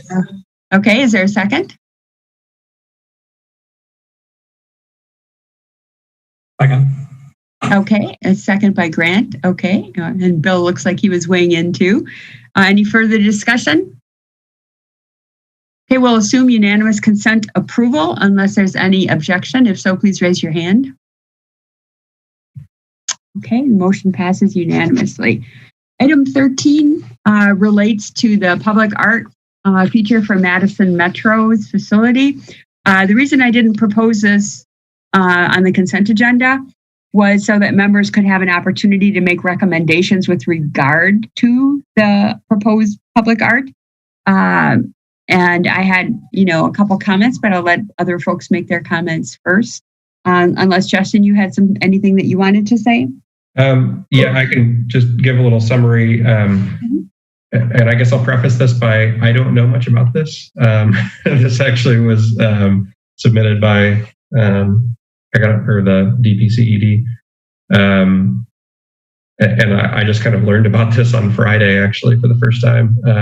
But my understanding is that there's a portion of the budget for our facility that would go towards some sort of public art. My understanding is that this resolution is really just to enable the start of that process. It is not to recommend any particular things. And that we're years away from actually selecting, actually installing anything. I think this would just start the kind of process of putting out a call for artists to submit ideas. So, but that's truly all I know about this one. Okay. So I can't probably add a whole lot more. Okay, Bridget, go ahead. Yeah, my understanding is that the city has this program that's similar to one that the state used to have, percent for the arts. So a certain percentage of any new or significant reconstruction budget has to go towards public art as part of the project. That's my understanding. But. Okay. Grant? Yep, I think that's right, Bridget. So yeah, I guess my comments were, and part of why I referred it here is, I think it's great that we started doing this, and I just thought that it might be worth considering a recommendation that including a theme that involved transit as a kind of a preference in terms of the ultimate selection of the project would be worthwhile to consider. And the second recommendation would be that the finalists and their designs, that we'd get a chance to also see them and provide input to the Madison Arts Commission before they make the final selection. Okay, so I have recommend including a theme that involves transportation in the ultimate selection, and that the TC have an opportunity to be involved in, say again? To review the finalists' designs and provide feedback to the Madison Arts Commission. Okay. Could I just put one comment on that? So having been involved in some of these things in the past in Indy, I know that they value keeping things as open as possible. And so I don't know if you mean explicitly about transit, or if you mean that kind of in an abstract way where things about movement and connections to opportunity and things like that would be acceptable in your view. You may want to kind of construe that as broadly as you can. You did say it involves transportation, so I think that could be construed more broadly, but Grant, go ahead. Yeah, no, it'd be worth like getting the right words for it. And I mean, I agree. I'm not really trying to prescribe it. I think my point would be, imagine if this were a new library or some other kind of facility, like having something connected to the actual facility is interesting. I think since transit and investing in transit, and I think all the hopes we're putting in transit in this community right now, and the kind of the prominent position of that facility and all the investments we made in it, just feels like a good opportunity to kind of highlight. Yeah, I'm not saying it should be like a bus, but like something that is connected to the theme of transportation, transit, etc. But yeah, so I don't have great words, I guess, to use for it, but something in that vein seemed like it would be, rather than just something that's completely disconnected, like, hey, here's a piece of land. We're just going to put a broad call for art, that having some theme connected to the actual facility or the fact that it is our bus barn. Yeah. Okay, Harold? Yeah, I mean, I guess I can kind of sort of go along with the first part of like saying like it should be a theme related to transportation. I don't feel strongly that we need that. And I think that the point that you made, Justin, about the openness is really good. And I think if we get to the point of like bringing the final designs to the Transportation Commission, I don't think that's really our purview. And I think there's a risk if you involve ever more commissions that you end up with something really bland from the art perspective, where like, yeah, you got to please everybody and somebody wants to bust in there. So I think I would lean toward staying out of this. This is not really it just happens to be on a building that's metro. So I think I would be in favor of staying out of this. Hey, Bill? I think Harold popped my balloon, I guess. I really don't know. I'm not a very good artist, but since Justin just learned about this too, I guess as far as, I think maybe you have to just figure out if there's some parameters about where this art would go, if it go inside the building, outside the building, and then if there's anything, and whether this commission needs to have any say in it or not is I'm not really as concerned, I guess, is because I know I've seen some of the art that has been developed as part of and some of it's very neat. So I'd leave it to the artists and not necessarily the planners and engineers and designers. Thanks. Okay, thanks, Bill. One of the things that I was thinking about before we go back to what Grant was suggesting, and we might want to modify related to what's included with our recommendation, is that we've been focusing a lot on equity, diversity, and inclusion. And one of the things that I thought of as we're looking at an opportunity to put a major piece of art on a metro facility might be to somehow celebrate the diversity of the folks who use Metro Transit. We talk a lot about how can we think about equity, diversity, and inclusion all the time in all of the decisions. But having said that, I understand that, it may not be the right thing to do to be so prescriptive in what you tell an artist you want to see. And I have no idea how the Madison Arts Commission and other folks, make decisions like this about art, because that's not my forte either. But it just seemed like an opportunity to at least suggest that, celebrating diversity might be something that would be good to consider as well. So what do folks think about adding a recommendation? You want to stick with okay, go ahead. Let's see, we have Chris, then Grant, and then Bridget. Go ahead, Chris. I think based on the suggestion that we might not want to weigh in too much on this, I think that is probably outside our purview as a transportation commission. I think maybe the people reviewing this may consider that. And so I think, I forget the exact language that we started with, but I think probably the best we could do is sort of recommend that artists are encouraged to incorporate a theme along the lines of movement and transportation. We could say something like artists are encouraged to include a theme that is related to transportation, something broader like that. That's my thought. I think maybe other folks might want to weigh in. Okay. Let's see. Grant, you next. I'm fine with that. I guess I'm also kind of convinced by what others have said, so it would also be fine just not doing anything. I guess, we could hope that between the Arts Commission and the artists that are submitting their projects, that they are thinking about the context and et cetera, and just leave it up to the process. So I think I'd be fine just recommending approval of the process as it is here and leaving it at that. Well, it is the Common Council has to approve the final design and authorize the execution of a contract. And, there would be an opportunity at that point to refer it to the Transportation Commission. So, I don't know if people would do that or not. But sounds like we're leaning toward not making a recommendation. Bridget, your thoughts?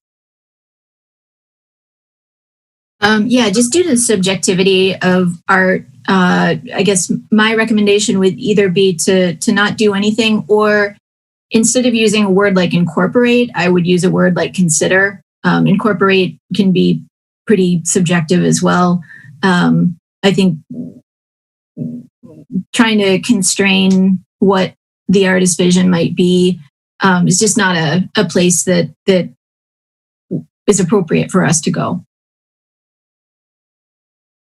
Okay, so if we recommend something, an artist should be encouraged to consider a theme that is related to transportation, would be one thought. The other thought is to just skip it and potentially have it be referred to us down the line. Carl, go ahead.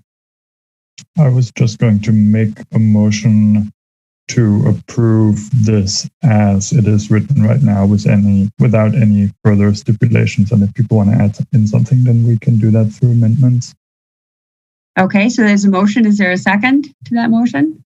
Okay. Grant raised his hand. There's a second. Okay, did you have anything else to say, Grant?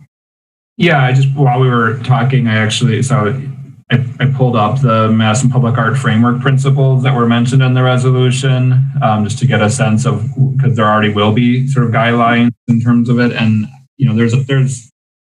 there's been a lot of work put into that, and it talks about express and evoke a sense of place, make and improve connections and function. So honestly, I think that it's already a good, solid program. And as I said, I'd love to see that the end installation has some connection to Metro or Movement or something like that, but also it probably will, or if not, then it probably shouldn't be. So I think it's good just to leave it as is. But if anything, maybe I would just, and we don't necessarily have to do it in the motion, but maybe we could just ask that when maybe we could get a presentation of the once they recommend the final one and it's going to council, that we do get we just get a little presentation here of what the final selection was. That might be nice, so we can, we do receive stuff related to the facility itself, so I think that would be appropriate.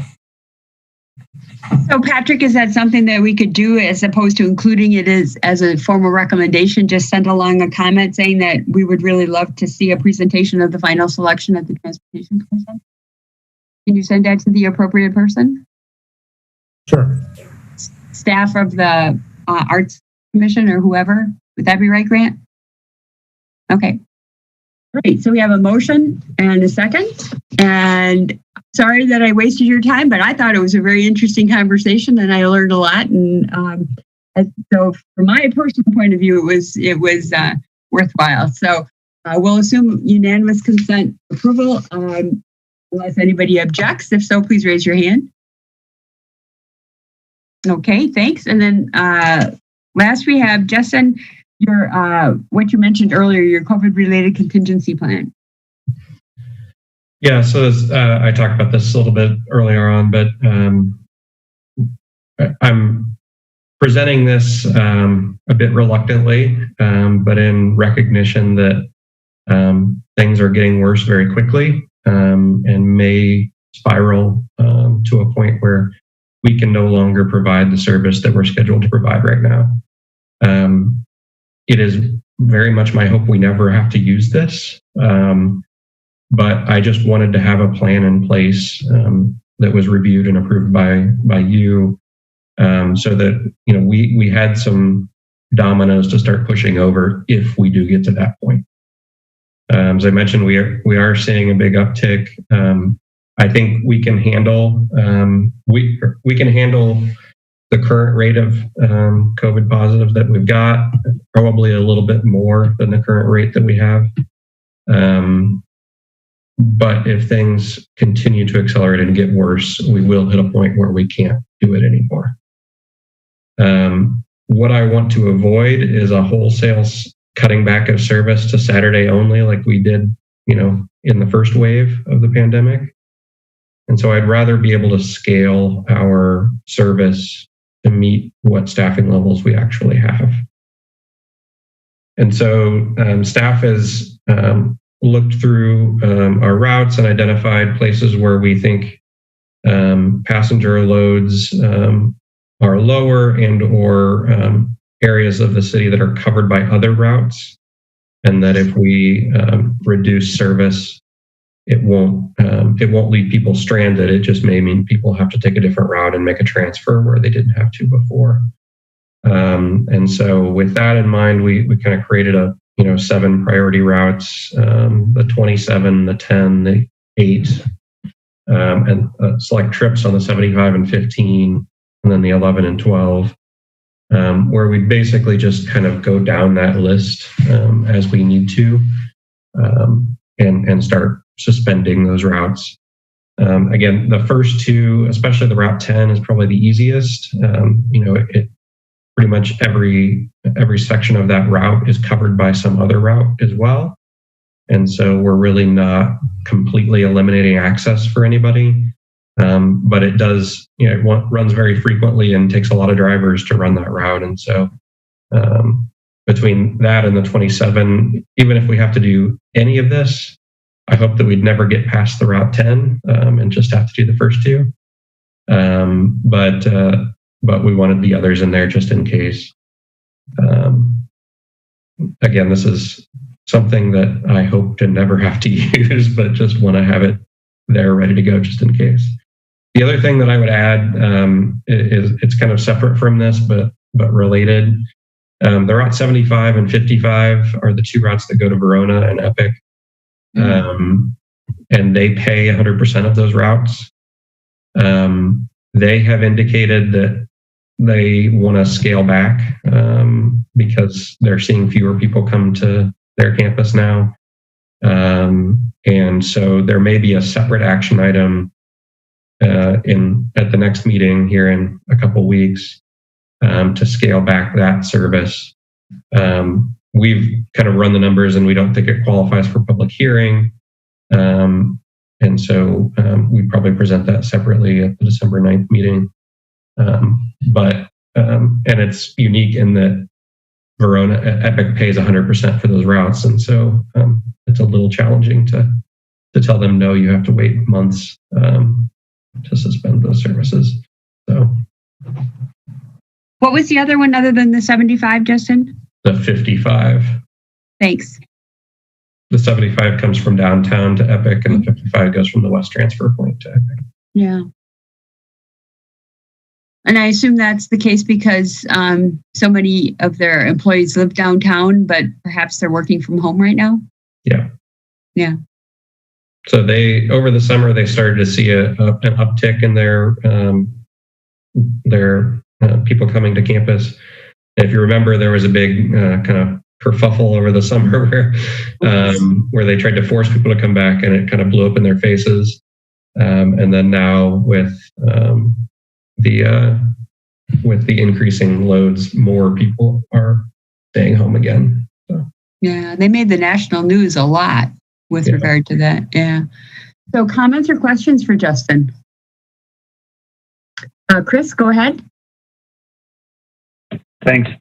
So is the notion that you would sort of completely end the route one at a time or gradually scale them back so that some of them were partially running? I think for the 27 and 10, those would probably just be suspended entirely. The 27 only takes 2 drivers to run that route. And so to scale that back in half would be kind of making a non-functional route. The Route 10, as I mentioned, it kind of alternates its patterns. And so we couldn't really scale that back without having the frequency in both patterns on Johnson, Gorham, and Jennifer. And so I think it would just make sense to just suspend it again, knowing that it's also covered by other routes already, the entire corridor. Yeah. Okay. I think, it's good to have a plan like this in place. So thanks. And sort of unrelated question, but since I was just looking at the maps online, are those all kept up to date still? Like the PDF? Yeah, the current map online is up to date. Cool. Thanks. Harold, you next. Yeah, thanks. I mean, it's good to have a plan for this, and hopefully we won't need it. I guess my comment is on the Route 10. I mean, yes, it is covered by other routes, but I mean, one major destination that's covered by the 10 is the hospital, both the UW hospital and the VA. So I don't know. I mean, maybe proactively, I guess I'm not sure what the utilization is, but I'm sure a bunch of the staff use that. So while making sure that, the edges of the day are covered where people can still make it to their shifts, and that you don't end up in a situation where then you have to run those backup buses because you get too many people per bus. That's the only thing and you might have looked into that already, but that's the one consideration about the 10, I think. Yep, and I agree with that. I think, so actually the Route 2, which covers half of what the Route 10 does right now, essentially, is where we're having the most loading issues, primarily from people coming from the hospital. And so let's say if we do suspend the 10, I anticipate that would put more pressure on the 2. And so while suspending the 10 might eliminate 8 buses, we may have to redeploy 2 of them back onto the Route 2 to provide booster buses or road buses. And so, yes, I agree with your point that that suspending one route may mean we need to supplement other routes in some way. Thank you. Grant, go ahead. Yeah, just wanted to say I thanks for pulling it together. I think it's comfort certainly to us, but also just to the public. Not not the thought of having to implement these, but knowing that we think that way. And I mean, probably just for drivers as well, just to know that we're kind of thinking of those eventualities. So I appreciate you bringing it together and sharing it. And I don't know if it's useful for you to have us approve the contingency plan so that you kind of feel like you've got that. So if so, I would move approval of that then. Okay, I was looking for a motion because I think we do need to approve the service change grant. So there's a motion. Bill, is that a second? That is a second. Okay, so there's a motion and a second. Further discussion? Yeah, I would just add one other thing then, Justin, as we're, I know we're going to shift the public hearing on the potential changes, but just, put this in your list then of things that need to get updated if we do make those changes. So if we end up on the 38th, is that in the shopping block list, and just, doing that and keeping it up to date, I guess, just so that there's no questions. Yep. Okay. I just want to reemphasize what Harold was saying with regard to service to the hospitals. In the middle of a pandemic, clearly that is important, but you indicated that cutting back on the 10, there still is the same service. There still will be service to the hospitals? Yes. Okay. All right. Further discussion? Okay. We'll assume unanimous consent approval unless anybody objects. If so, please raise your hand. Okay. We are, just over 3.5 hours. Well, it was only one meeting in November, so we had to cram a lot into it. We have a motion to adjourn. Please. So moved. All right, a motion. And Chris, that's a second, I assume. All right. We're going to assume unanimous consent approval to adjourn. And thanks, everybody, for sticking with us. It was a long meeting, but we accomplished a lot. So thanks so much. Take care. Happy Thanksgiving. Yes. Happy Thanksgiving, everybody. Happy virtual Thanksgivings, right? That's right. Yeah. Thanks.